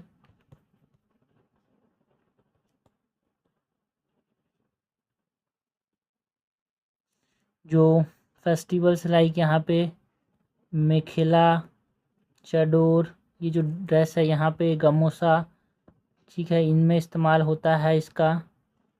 सेरिमोनियल अटायर है भाई, मतलब जो बड़े बड़े सेरिमोनीज होते हैं तो उसमें इससे बने हुए कपड़े को पहना जाता है। ठीक है, तो हमने मूंगा सिल्क एंड मिशन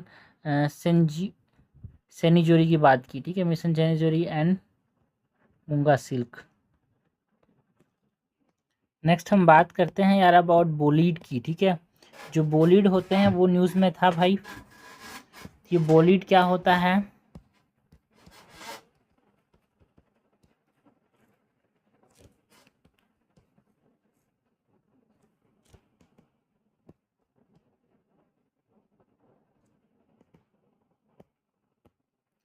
सो बोलीड का डेफिनेशन की अगर हम बात करें,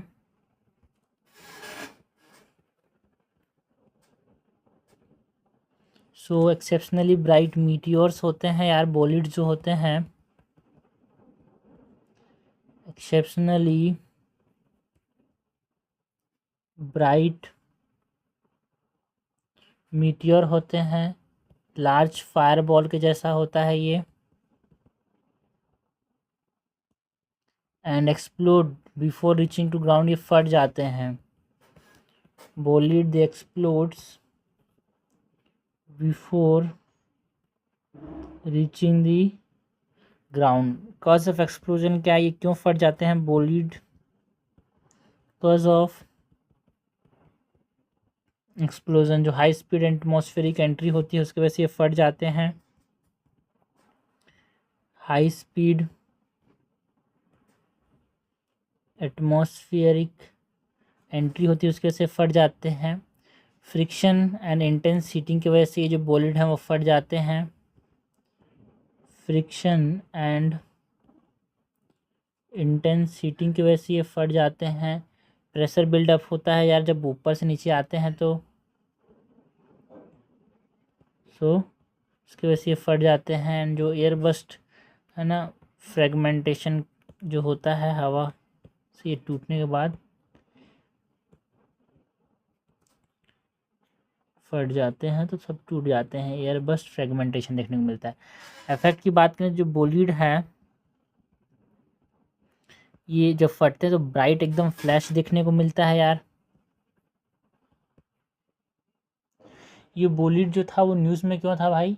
बोलीड न्यूज़ में क्यों था? बिकॉज सेवरल टाउन जो यूएसए के अंदर यहाँ पे लाउड एक्सप्लोजन्स लाइक बूम यहाँ पे देखने को मिले। यूएसए के अंदर रेसिडेंट्स ने यहाँ पे मेज़र किया, जिसको जो कि ब्राइट मीटियोर जो कि अर्थ एटमॉस्फेयर एंटर कर रहा था बोलीड, उसके कॉन्टेक्स्ट में न्यूज़ में था यार। तो एक ब्राइट फ्लैश देखने को मिलता है, सोनिक बूम्स एंड शॉक वेव्स देखने को मिलते हैं। बोलीड्स के फटने से sonic बूम्स and shock waves, ground का वाइब्रेशन देखने को मिलता है यार। ग्राउंड वाइब्रेशंस देखने को मिलते हैं। मीटियोराइट फ्रेगमेंटेशन हो जाता है यहाँ पे। मीटियोराइट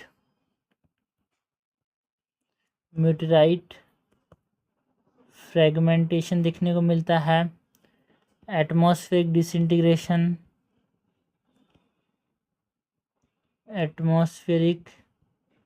डिसइंटीग्रेशन इफेक्ट्स के पास जो ऑर्डिनरी मीटियोर्स हैं उससे कैसे अलग होते हैं यार बोलिड्स जो हैं। सो कंपेयर करें अगर हम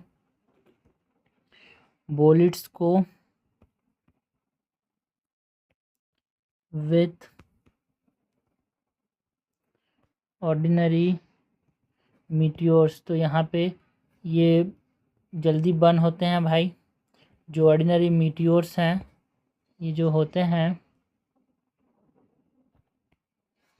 दे बर्न अप,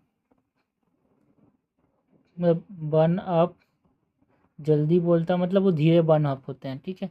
और जो बुलेट्स तो जल्दी जल जाते हैं एक तरह से, इसीलिए जल्दी जलने की वजह से एक इंटेंस फ्लैश एंड एक्सप्लोजन इनमें हमको देखने को मिलता है। जो ऑर्डिनरी होते हैं they are smaller and less energetic. Ordinary जो मीटियोर्स होते हैं, ठीक है, they are smaller and less energetic, but bolides को यहाँ पे फायर बॉल्स के तौर पे क्लासीफाई करते हैं यार। They are classified as fireballs. Previous examples की बात करें तो बुलेट्स जो है यहाँ पे रशिया के अंदर जो हमको देखने को मिले थे उसकी बात करते हैं यार।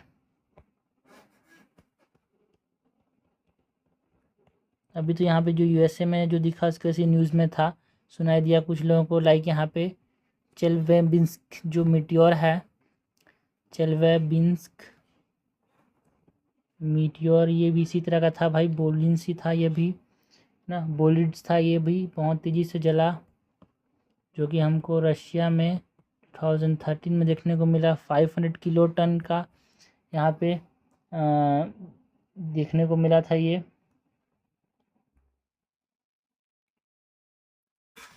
है ना, ये एक तरह से जो एनर्जी गिरा था, ये मीटियोर जो एक्सप्लोड हुआ था रशिया 2013 में, इसका 500 किलो टन ऑफ टीएनटी के बराबर था, जिसकी वजह से बिल्डिंग्स एंड बहुत सारे थाउजेंड्स ऑफ लोग इंजर्ड हो गए थे इसके वजह से। चेल्बीन्स्क मीटियोर की बात करें तो एक ऐसा था कि 500 किलो टन का कोई टीएनटी यहाँ पे गिरा रहा है, इस प्रकार का एनर्जी रखा था, जिसने डैमेज किया बिल्डिंग्स एंड बहुत लोगों को इंजर्ड कर दिया यार। थाउजेंड्स ऑफ लोग यहाँ पे इंजर्ड हो गए।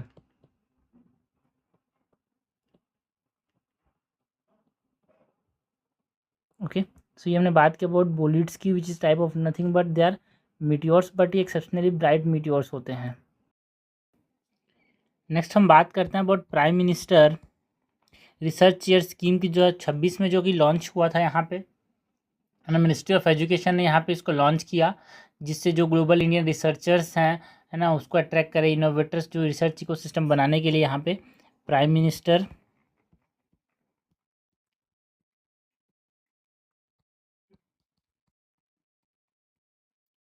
रिसर्च चेयर PMRC स्कीम 2026 में यहाँ पे ये लॉन्च किया गया। स्कीम की बात करें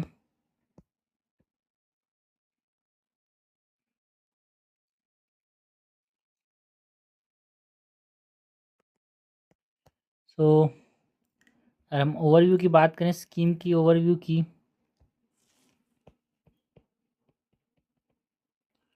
तो मिनिस्ट्री ऑफ एजुकेशन का ये इनिशिएटिव है, जो इंडियन ओरिजिन रिसर्चर्स हैं अब्रॉड, उसको ये टारगेट करता है।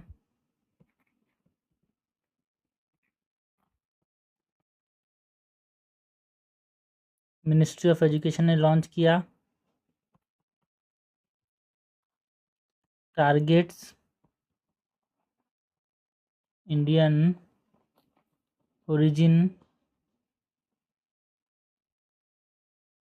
Researchers abroad. ऑब्जेक्टिव क्या है? To support the Atmanirbhar Bharat and Viksit Bharat. Objective is to support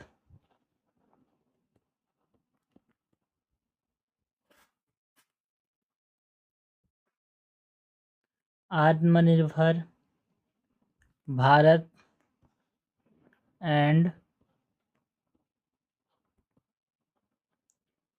विकसित भारत, ये किस चीज़ पे फोकस करने की बात करता है यार? Focus area of this prime minister research chair scheme की बात करें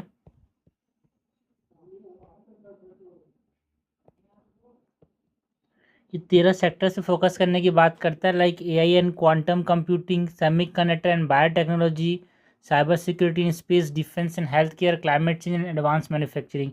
ये 13 सेक्टर्स पे यहाँ पे ये फोकस करता है रिसर्च के ऊपर। 13 सेक्टर्स पे रिसर्च करने के लिए ये स्कीम जो है वो फोकस्ड है, prime minister research chair scheme.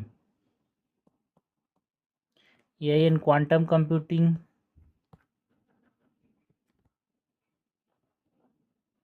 semiconductors and biotechnology,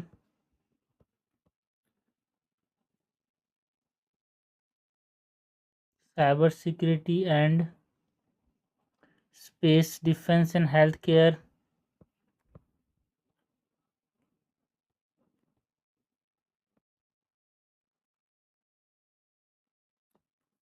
climate change and advanced manufacturing, climate change and advanced manufacturing. Now categories of fellows की बात करें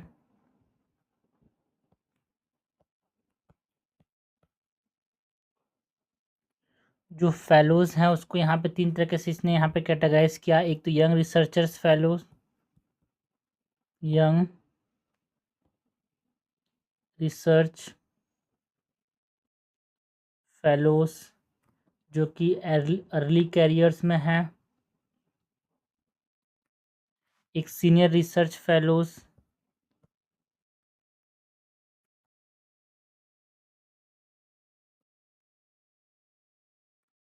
जो कि एक्सपीरियंस्ड हैं,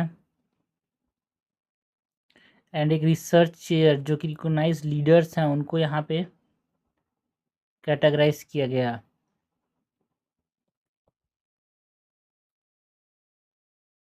रिकॉग्नाइज्ड लीडर्स को, है ना। इसके अंदर इंस्टीट्यूशनल फ्रेमवर्क की अगर हम बात करें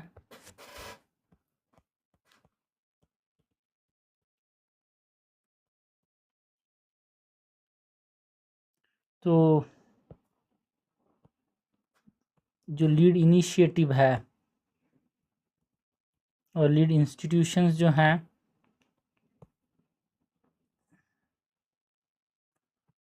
इसमें कोऑर्डिनेट करेंगे। लीड इंस्टीट्यूशन जो थीमेटिक प्रोग्राम्स हैं उसको कोऑर्डिनेट, थीमेटिक प्रोग्राम्स को, जिसमें हम बात करते हैं अबाउट लीड इंस्टीट्यूशन में आईआईटी बॉम्बे, आईआईटी दिल्ली की, IIT Madras,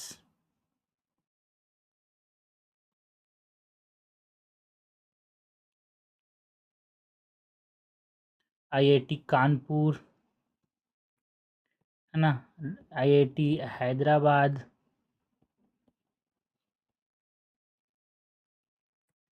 ISM Dhanbad, IISc Bengaluru. ना एक होस्ट इंस्टीट्यूशन, तो लीड इंस्टीट्यूशन होगा भाई, कुछ होस्ट इंस्टीट्यूशंस भी होते हैं। होस्ट इंस्टीट्यूशन के अंदर जो टॉप 100 NIRF ओवरऑल जो रैंकिंग या फिर इंजीनियरिंग कॉलेजेस हैं वो इसके अंदर आते हैं। टॉप 100 NIRF ओवरऑल और engineering colleges, top 50 NRIF research and जो लैब नेशनल लैब्स हैं वो सब इसके अंदर आते हैं। होस्ट इंस्टीट्यूशन के अंदर नेशनल लैब्स लाइक DST हो गया, DBT हो गया, ओके। DST मतलब department of science and technology, जो नेशनल लेबोरेटरीज़ हैं, डिपार्टमेंट ऑफ बायोटेक्नोलॉजी के अंदर जो है ना नेशनल लेबोरेटरीज़ हैं, ICMR Indian council of agriculture research के अंदर जो ये हमारे पास लेबोरेटरीज़ हैं वो सब इसके अंदर आते हैं होस्ट इंस्टीट्यूशंस में। एलिजिबिलिटी एंड बेनिफिट्स की बात करें तो जो prime minister research chair scheme है, क्या क्या बेनिफिट्स हो सकते हैं भाई?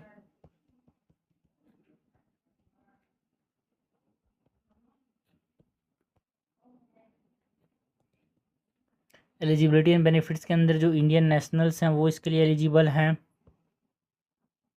इंडियन नेशनल स्कीम के लिए overseas citizen of India and जो PIO person of Indian origin है अब्रॉड, वो सब फेलोशिप एंड रिसर्च ग्रांट्स यहाँ पे ये प्रोवाइड करता है। ये स्कीम जो है fellowships and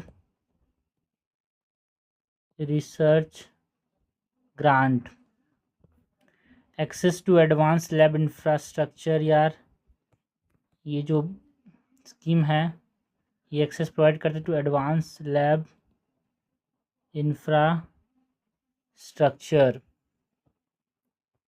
and selection process की बात करें, सिलेक्शन जो प्रोसेस है वो कैसे होगा भाई, लोग कैसे सेलेक्ट किए जाएंगे? सिलेक्शन प्रोसेस जो है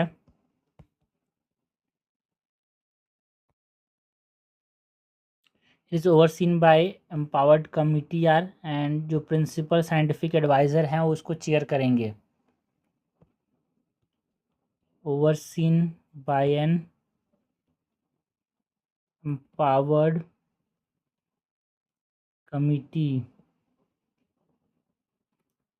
एंड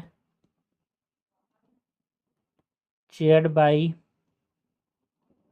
principal scientific advisor। ये हमने बात की अबाउट व्हाट जो prime minister research chair scheme है जो कि न्यूज़ में था भाई, प्रीलिम्स में क्वेश्चन आ सकता है इसके बारे में। नेक्स्ट हम बात करते हैं अबाउट महा वाटर मिशन की।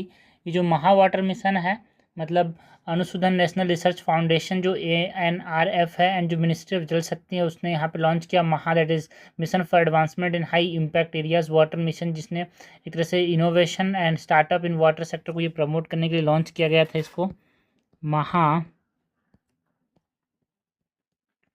वाटर मिशन की बात करें दैट इज़ महा का फुल फॉर्म क्या है भाई? Mission for advancement in high impact areas.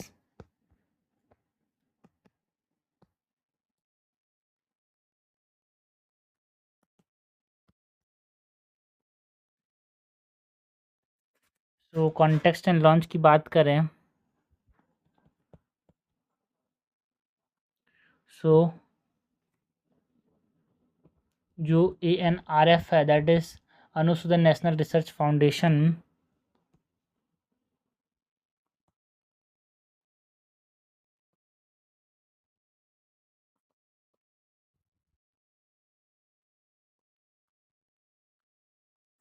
इसने मिनिस्ट्री ऑफ जल शक्ति के साथ मिल के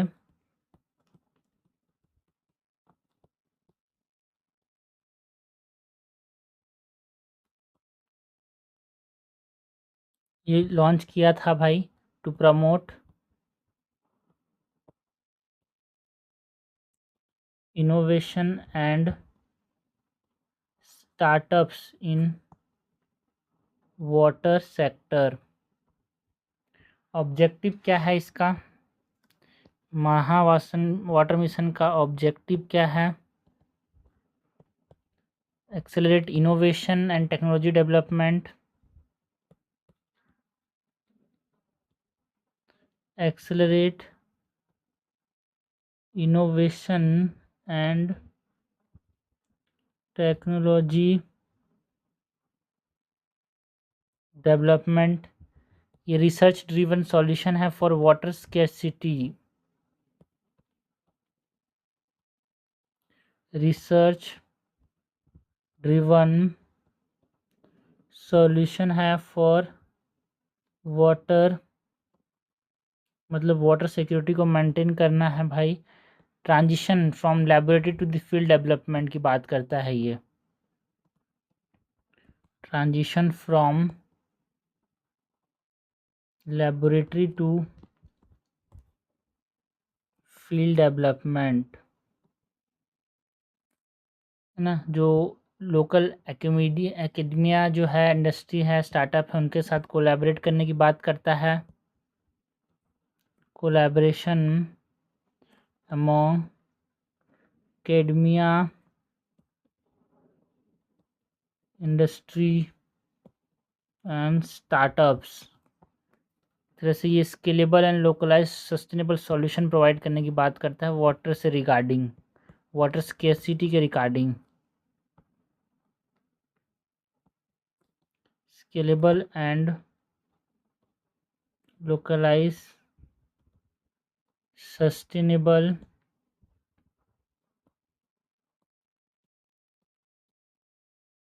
सॉल्यूशंस प्रोवाइड करता है ना। ये जो महा वाटर मिशन है, इसके अंदर हम फंडिंग सपोर्ट की बात करें, फंडिंग सपोर्ट अराउंड यहाँ पे 200 करोड़ यहाँ पे दिया गया है।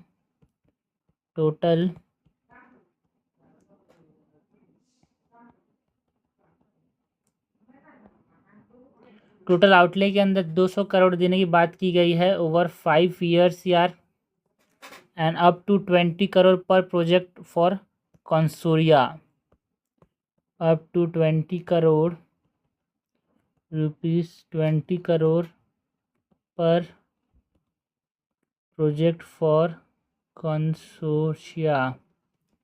एंड यहाँ पे एक डेवलपमेंट, टेस्टिंग एंड डिप्लॉयमेंट को कवर करता है। ये जो फंडिंग है ये कवर्स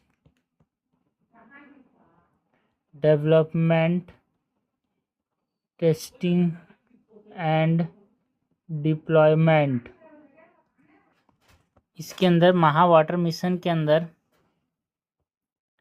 फुल फॉर्म की तो बात नहीं की भाई। So it stands for what? It stands for mission for advancement in high impact areas. Mission for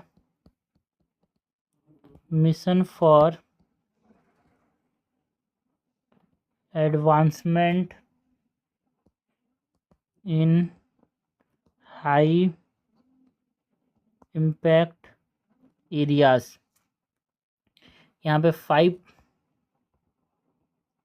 priority themes यहाँ पे बनाया गया है कि जो वाटर रिसोर्स 5 प्रायोरिटी थीम्स बनाए गए हैं, जिसमें हमारे पास कौन कौन से हैं भाई, है ना। ये 5 प्रायोरिटी जो थीम्स बनाए गए हैं, इसमें वाटर रिसोर्स सस्टेनेबल मैनेजमेंट की बात की गई, ड्रिंकिंग वाटर टेक्नोलॉजीज लाना है, वाटर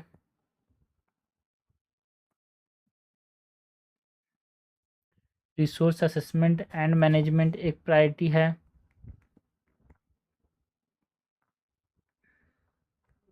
दूसरा जो प्रायोरिटी है ड्रिंकिंग वाटर टेक्नोलॉजीज की बात करते हैं। दूसरा प्रायोरिटी में ड्रिंकिंग वाटर टेक्नोलॉजीज की बात करते हैं। Water quality and ecological health पे फोकस करना है। ये सब प्रायोरिटी थीम्स हैं वाटर मिशन के अंदर, महा वाटर मिशन के अंदर।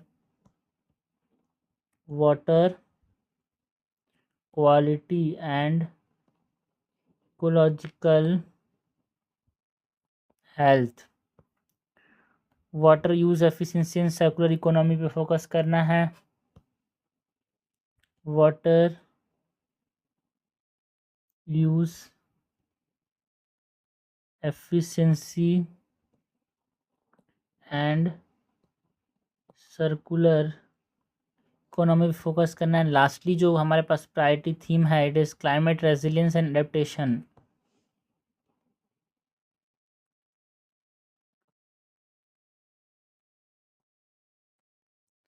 नाउ अबाउट जो ANRF है, ANRF is what? ANRF is अनुसंधान नेशनल रिसर्च फाउंडेशन। इसके बारे में पूछा जा सकता है यार। ये जो ANRF है, it is a statutory body, means it is created by a law, that is ANRF act of 2023 के अंदर बनाया गया है इसको। एक स्टेटरी बॉडी है ANRF, Anusandhan national research foundation, act of 2023 से बनाया गया है, ministry of science and technology के अंदर, ना, मतलब जो department of science and technology है under ministry of science and technology, उसके अंदर यहाँ पे इसको एडमिनिस्टर किया जाता है। Ministry of science and technology में department of science and technology इसको एडमिनिस्टर करता है। Prime minister is ex office of president यार। जो अनुसंधान रिसर्च फाउंडेशन है, नेशनल रिसर्च फाउंडेशन, इसको जो प्राइम मिनिस्टर्स हैं, इसीलिए तो इनका इम्पोर्टेंट है भाई। Prime minister as a ex office of president जो होते हैं इसके। एंड ये अपेक्स रिसर्च फंडिंग एजेंसी है भाई इंडिया के अंदर, ठीक है, जो strategic direction and funding aspect दिखता है for research innovation entrepreneurship across natural science engineering technology health environment science interdisciplinary fields को, ये सब दिखता है कौन, जो अनुसंधान नेशनल रिसर्च फाउंडेशन है, वो अपेक्स रिसर्च फंडिंग एजेंसी है। रिसर्च को ये फंड करता है अपेक्स रिसर्च फंडिंग एजेंसी। तो ये हमने बात की अबाउट दी महा वाटर मिशन की।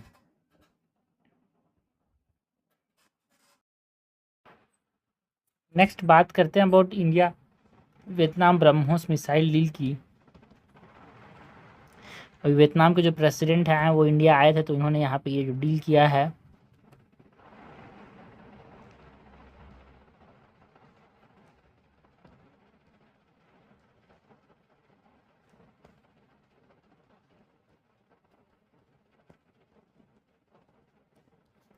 India Vietnam BrahMos missile deal की बात करें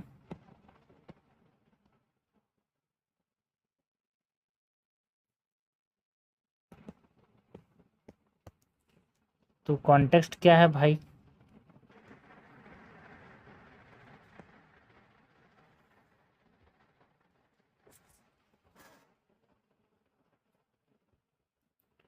कॉन्टेक्स्ट की बात करें तो ऑफिशियल डील साइनिंग कंफर्म हो गया, जिसमें सप्लाई किया जाएगा मिसाइल्स का टू दी वियतनाम यार।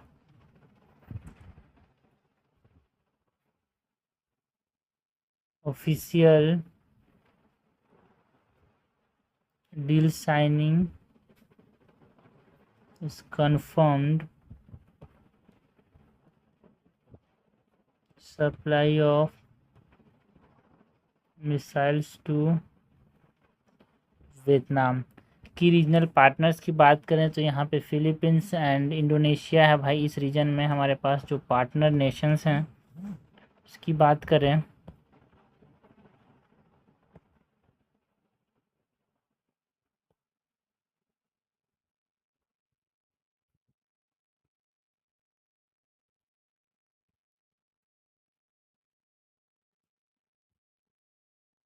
फिलीपींस जो कि फर्स्ट फॉरेन बायर है भाई। 2022 में फिलीपींस ने ब्रह्मोस को ख़रीदा था।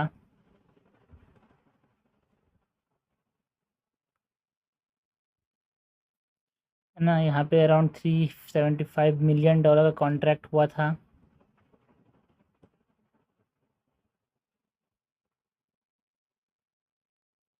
एंड इंडोनेशिया जो है वो नेगोशिएशन जो है वो फाइनल स्टेज में है यहाँ पे। तो ये फिलीपींस और वियतनाम ने यहाँ पे कंफर्म्ड हुआ है।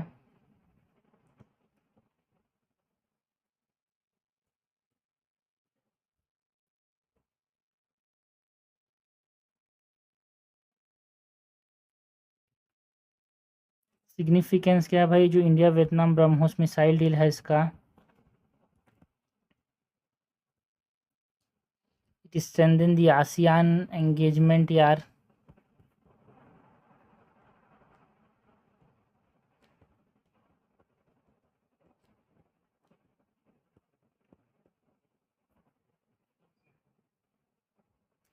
एंड जो एमर्जिंग डिफेंस एक्सपोर्टर्स हैं, इंडिया जो है एक एमर्जिंग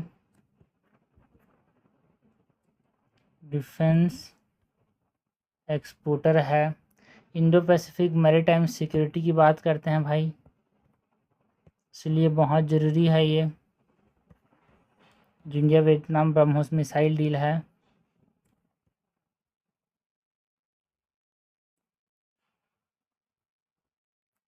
स्ट्रेटेजिक पार्टनरशिप की बात करते हैं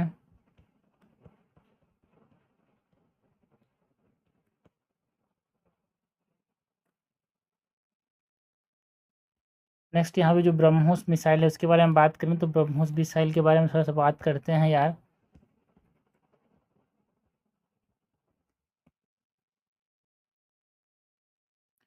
इसके डेवलपमेंट की बात करें तो किसने बनाया इसको, रशिया और इंडिया ने जॉइंट वेंचर है, ये दोनों ने मिलकर डेवलप किया था।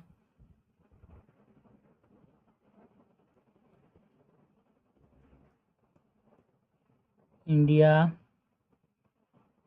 रशिया जॉइंट वेंचर है, डीआरडीओ एंड जो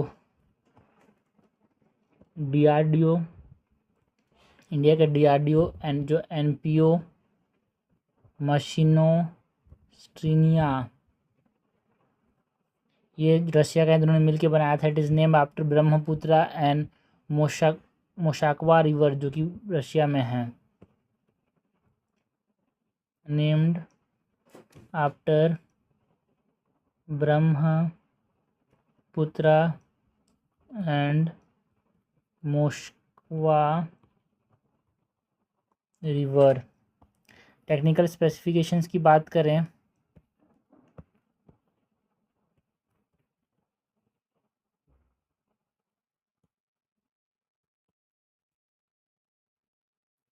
सुपरसोनिक क्रूज मिसाइल है भाई ये।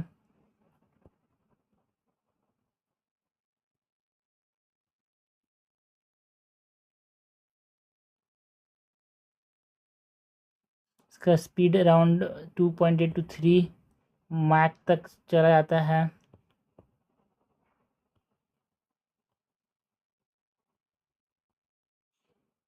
एंड 2 स्टेज प्रपल्शन यहाँ पे हमको देखने को मिलता है भाई। सॉलिड फ्यूल बूस्टर है यहाँ पे, बूस्टर कैसा है, सॉलिड फ्यूल पे बेस्ड है।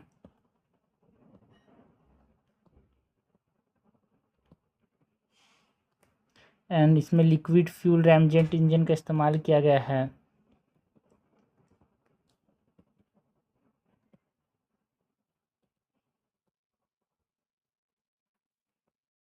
अगर हम रेंज की बात करें तो ब्रह्मोस का रेंज कितना है, एक्सपोर्ट वर्जन जो है उसका 290 किलोमीटर रेंज है, बट जो ऑपरेशनल वेरिएंट है वो 450 से 500 है। जो अपकमिंग एक्सटेंडेड रेंजेस आने वाले हैं वो 800 किलोमीटर तक रेंज है भाई।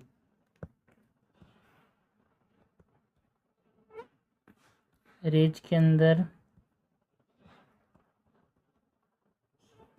एक्सपोर्ट वर्जन्स का 290 किलोमीटर, ऑपरेशनल वेरिएंट्स का 450 to 500 kilometre. Upcoming extended range है वो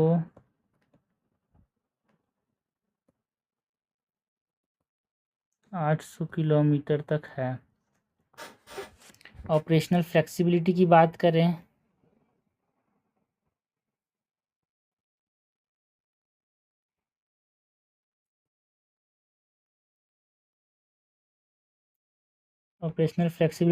करें तो लॉन्च फ्रॉम लैंड, यार ये जो ब्रह्मोस है उसको कहाँ से लॉन्च किया जाता है, लैंड से। इसको लॉन्च किया जा सकता है सी से, इसको लॉन्च किया जा सकता है एयर से, है ना, एंड सबमरीन से भी लॉन्च किया जा सकता है।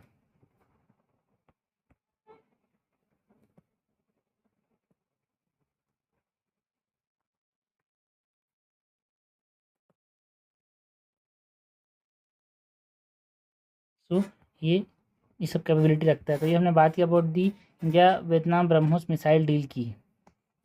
नेक्स्ट हम बात करते हैं वोमा इनोवेशन चैलेंज की। वोमा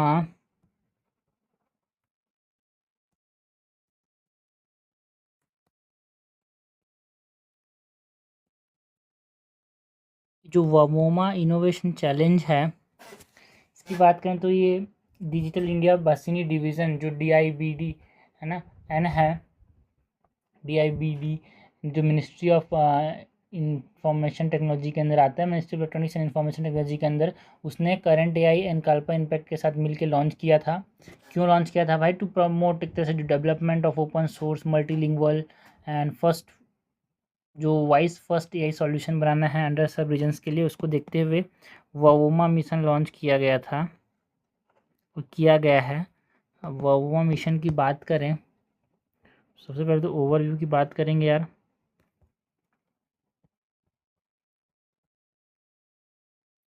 तो ऑब्जेक्टिव क्या है?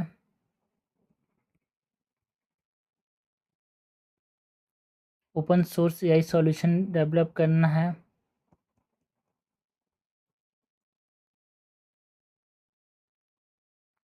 फोकस किस चीज़ पे करना है? मल्टीलिंगुअल एंड फर्स्ट वॉइस पे।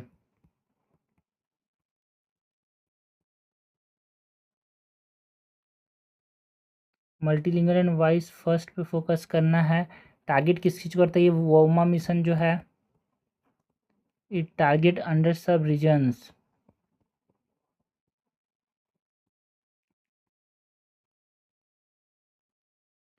प्लेटफॉर्म्स एंड कोलैबोरेटर्स की बात करें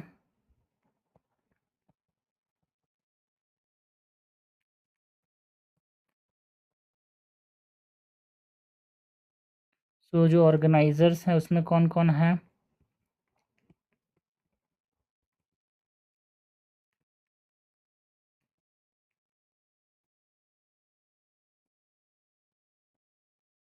DIBD that is department of, मतलब डिजिटल इंडिया बासिनी डिवीज़न जो है under the ministry of electronics and information technology. And partner के अंदर यहाँ पे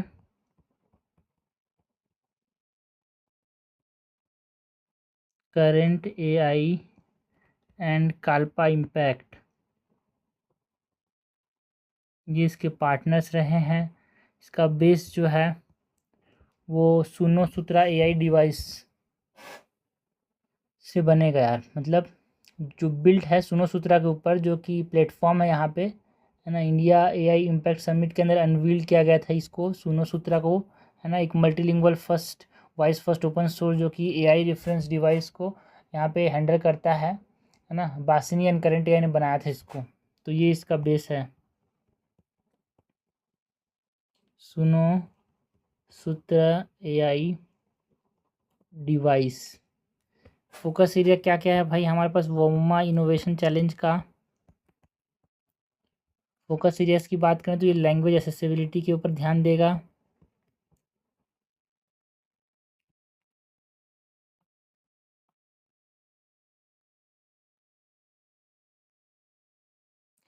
डिजिटल लिटरेसी पे ध्यान देना है भाई।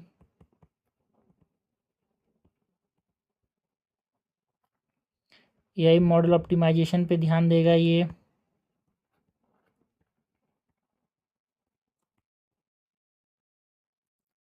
हार्डवेयर इनोवेशन पे ध्यान देगा।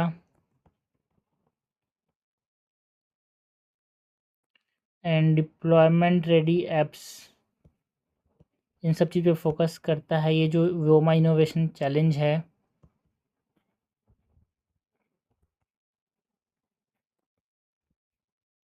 ओके, इस चीज़ पे यहाँ पे ये फोकस करेगा यार, हार्डवेयर इनोवेशन पे।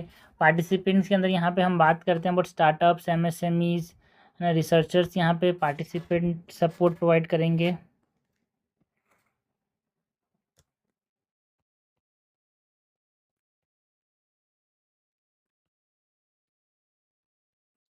पार्टिसिपेंट सपोर्ट्स के अंदर जो एलिजिबल है लाइक स्टार्टअप्स, एमएसएमईज, रिसर्चर्स, ये एलिजिबल हैं। शॉर्टलिस्ट की बात करें तो ड्यू किट्स एंड मेंटरशिप दिया जाएगा। इंसेंटिव्स लाइक 80 लाख का यहाँ पे प्राइज़ है भाई, है ना।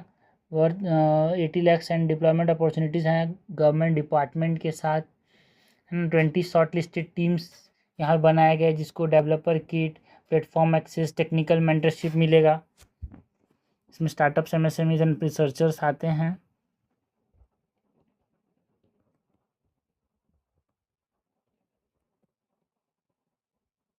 डिप्लॉयमेंट किसका होगा? गवर्नमेंट डिपार्टमेंट का।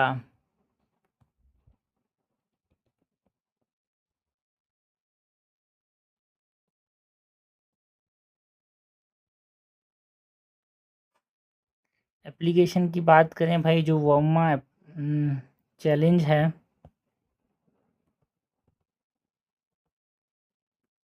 एप्लीकेशन के अंदर इसे कहाँ कहाँ पे एजुकेशन, देखो भाई ये मेन चीज़ क्या करता है जो भाषा इंटरफेस फॉर इंडिया है भाषिनी, उसके द्वारा बनाया गया है। So it is for what? Multilingual voice first यही सॉफ्टवेयर है जो कि अंडर सर्व्ड रीजन्स पे काम करेगा, है ना। मतलब development of open source multilingual voice first AI solutions बनाने हैं जहाँ पे ज़रूरत पड़ेगा उस रीजन्स में, अंडर सर्व्ड रीजन्स पे, ठीक है। एंड जो भाषिनी है वो एक मल्टीलिंगुअल डिजिटल इंक्लूजन की बात करता है, डिफरेंट डिफरेंट है ना टेक्नोलॉजी और लैंग्वेज को जोड़ने की बात करता है, ठीक है। जहाँ पे तरह से स्पीच एंड टेक्स्ट बेस्ड यही सर्विस है यार, है ना। सो लोग समझना कि भाई जिसको हिंदी नहीं आ रहा है उसको हिंदी दे के उसको उर्दू बताना, हिंदी लेके उर्दू बताना, हिंदी लेके मराठी बोल जाती। तो इस तरह से ये प्लेटफॉर्म है भाषिनी। तो कहाँ कहाँ पे इसका एप्लीकेशन कर सकते हैं भाई? एजुकेशन पे, किसी को समझने में दिक्कत हो रहा है कोई पर्टिकुलर लैंग्वेज को, एग्रीकल्चर में हेल्प कर सकता है यार ये, वेदर फोरकास्ट की बात करते हैं, हेल्थ केयर में कोई आदमी को यहाँ पे कोई दूर से कोई डॉक्टर आया उसको भाषा नहीं पता तो हेल्थ केयर में, गवर्नेंस में हेल्प कर सकता है, पब्लिक सर्विस डिलीवरी में हेल्प कर सकता है, सब जगह इसके एप्लीकेशंस हैं। वोमा जो इनोवेशन चैलेंज है उसका। लास्टली यहाँ पे भाषिनी प्लेटफॉर्म जिसने बनाया, अगर भाषिनी के बारे में बात करें तो जो भाषिनी प्लेटफॉर्म है वो क्या है यार?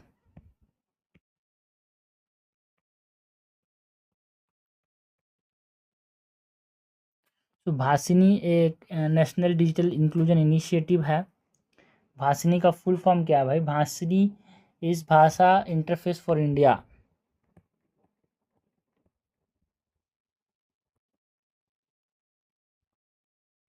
भाषा इंटरफेस फॉर इंडिया ये नेशनल डिजिटल इंक्लूजन इनिशिएटिव है।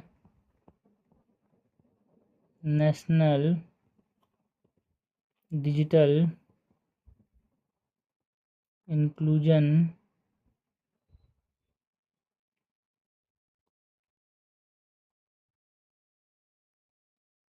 इनिशिएटिव है। इसको इम्प्लीमेंट कौन करता है?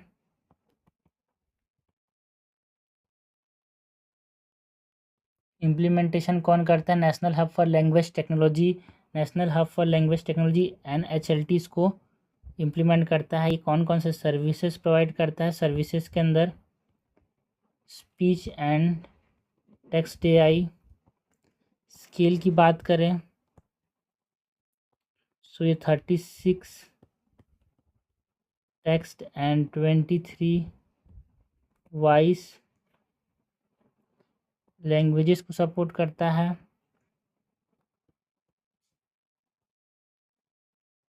को सिस्टम के अंदर ओपन सोर्स एंड स्टार्टअप एम्पेवरमेंट, कोई भी इसमें आ सकता है भाई, ओपन सोर्स है इसको कोई भी एक्सेस कर सकता है ना। स्टार्टअप को एनेबल करने की बात करता है, इसको लेके कोई भी अपना कोई भी स्टार्टअप बना सकता है, कोई भी नया चीज़ सोच सकता है। ये वोमा इनोवेशन चैलेंज की बात की हमने, something that is related to voice यार।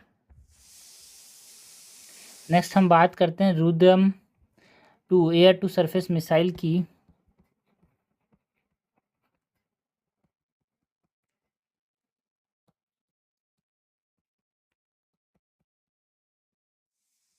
एयर टू सरफेस ये न्यूज़ में था भाई। रुद्रम टू न्यूज़ में क्यों था? बिकॉज जो DRDO एंड जो इंडिया एयरफोर्स है उसने टेस्ट किया indigenously developed Rudram 2 air missile को, जो Su-30 MKI फाइटर एयरक्राफ्ट से यहाँ पे इसको लॉन्च किया गया। तो एक तरह से जो इंडिया का जो precision strike and self reliant defence capabilities है उसको ये बता रहा है यार कि अब हवा से भी हम मार सकते हैं। Rudram 2 air to surface missiles की बात करें सो कॉन्टेक्स्ट के अंदर सबसे पहले हम बात करेंगे कॉन्टेक्स्ट एंड टेस्टिंग की। सो कॉन्टेक्स्ट एंड टेस्टिंग में इसको डेवलप किया है DRDO एंड इंडियन एयरफोर्स ने। इसके डेवलपर्स हैं defence research development organisation and Indian arm forces. Platform जिससे इसको लॉन्च किया गया that is Su-30 MKI fighter aircraft से इसको टेस्ट किया गया। एंड टेस्टिंग साइट कहाँ पे टेस्ट किया गया भाई? चांदीपुर, ITR चांदीपुर, जो कि कहाँ पे है? उड़ीसा में है।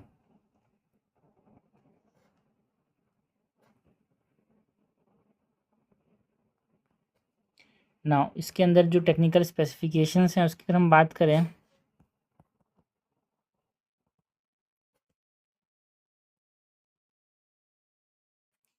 तो ये indigenously develop anti radiation missile है भाई। रुद्रम 2 इज इंडिजिनस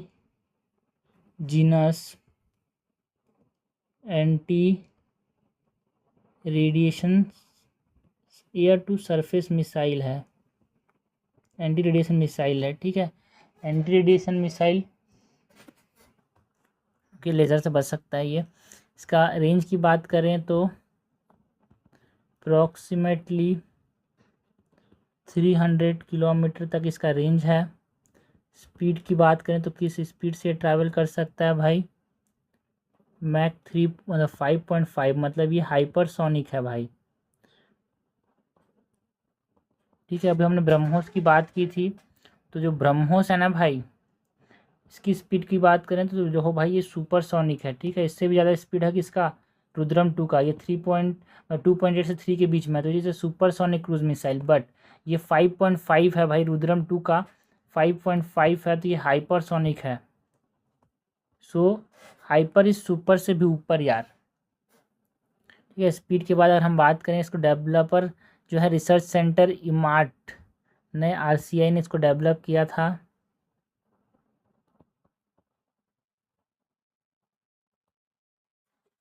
ना जो रिसर्च सेंटर इमार्ट है हैदराबाद में, उसने डेवलप किया था आत्मनिर्भर भारत को देखते हुए, अलॉन्ग विद DRDO लेबोरेटरीज यार।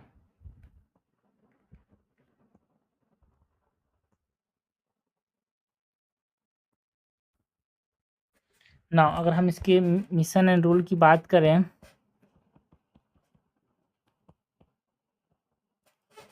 सो सबसे पहले तो ऑपरेशन की बात करें भाई, तो सप्रेशन कर सकता है। जो एनिमी का जो एयर डिफेंस है उसको यहाँ पे ये सप्रेस कर सकता है यार, हवा से वहाँ पर अटैक करके।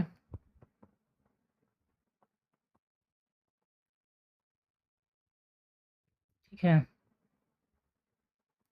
Suppression of enemy air defence. Targets की बात करें सो एनिमी के रडार सिस्टम को ये टारगेट करता है, कम्युनिकेशन सिस्टम को टारगेट करता है,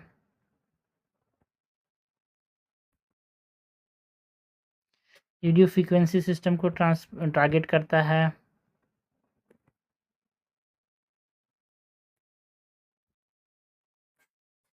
ना।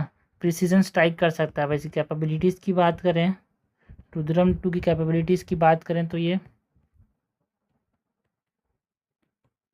प्रिसीजन स्ट्राइक कर सकता है।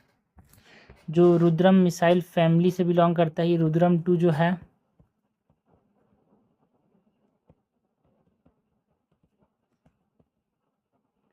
रुद्रम मिसाइल फैमिली की बात करें तो इसमें रुद्रम 1, रुद्रम 2 एंड रुद्रम 3 आता है।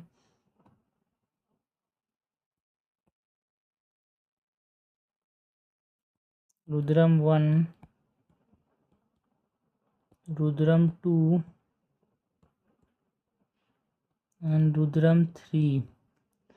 नाउ स्ट्रेटेजिक सिग्निफिकेंस की बात करें अगर, रुद्रम से क्या हमारे पास क्या फ़ायदा होगा हमारे पास, तो तो जो सेल्फ रिलायंस है, दैट इज़ आत्मनिर्भरता, उसको ये बढ़ावा देगा भाई। हम खुद से अपना डिफेंस सिस्टम बना रहे हैं, किसी और के ऊपर डिपेंडेंट नहीं है, उस चीज़ को दर्शाता है। इंडिजिनस डिफेंस टेक्नोलॉजी है ये।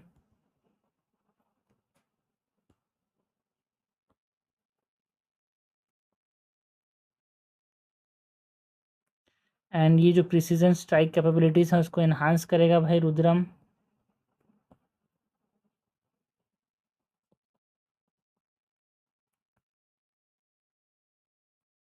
ओके, तो हमने बात किया अबाउट दी रुद्रम 2 मिसाइल्स की, जो कि एयर टू सरफेस मिसाइल है। हमने बात की अबाउट दी वोमा इनोवेशन चैलेंज की, जो कि एक ओपन AI सोर्स की प्रोवाइड करने की बात करता है, जो कि मल्टीलिंगुअल वाइस फर्स्ट चीज़ों पे अंडर सर्व रीजन्स पे फोकस करने की बात करता है यार, है ना। India Vietnam BrahMos missile deal की बात की। ब्रह्मोस जो है एक हमारे पास सुपरसोनिक क्रूज मिसाइल है। याद रखना 2 स्टेज प्रपोल्सन होता है, सॉलिड फ्यूल बूस्टर होता है, लिक्विड फ्यूल रैमजेट इंजन होता है, ठीक है। बूस्टर कैसा होता है, सॉलिड होता है, एंड लिक्विड होता है हमारे पास रैमजेट इंजन। ऐसा बोल बोल के आपको कन्फ्यूज़ किया जाएगा, तो इस चीज़ों को याद रखना भाई, ठीक है। और ये जो रुद्रम था, it is a hypersonic missile, ठीक है। इसका 5.5 मैक है। इसके पहले हमने बात की अबाउट दी महा वाटर मिशन की, prime minister research share scheme की बात की, बोलिट्स की बात की, है ना। जो मूंगा सिल्क है ना, मिशन सैनिक इसकी बात की। ये प्रीलिम्स वाले टॉपिक्स हैं। मेंस वाले टॉपिक्स में हमने राबरी हिल्स प्रोटेक्शन एंड सिग्निफिकेंस की बात की यार, जो WPI से प्रोड्यूसर प्राइस इंडेक्स की तरफ शिफ्ट हो रहे हैं, ट्रांजिशन हो रहा है, उसकी बात की, है ना। हमने बात की अबाउट दी जो ऑर्डिनेंस एंड जो रूल है पार्लियामेंट का, उसकी बात की थी। 3 जून 2026 का daily current affair mind map से ख़त्म करते हैं इस प्रकार से।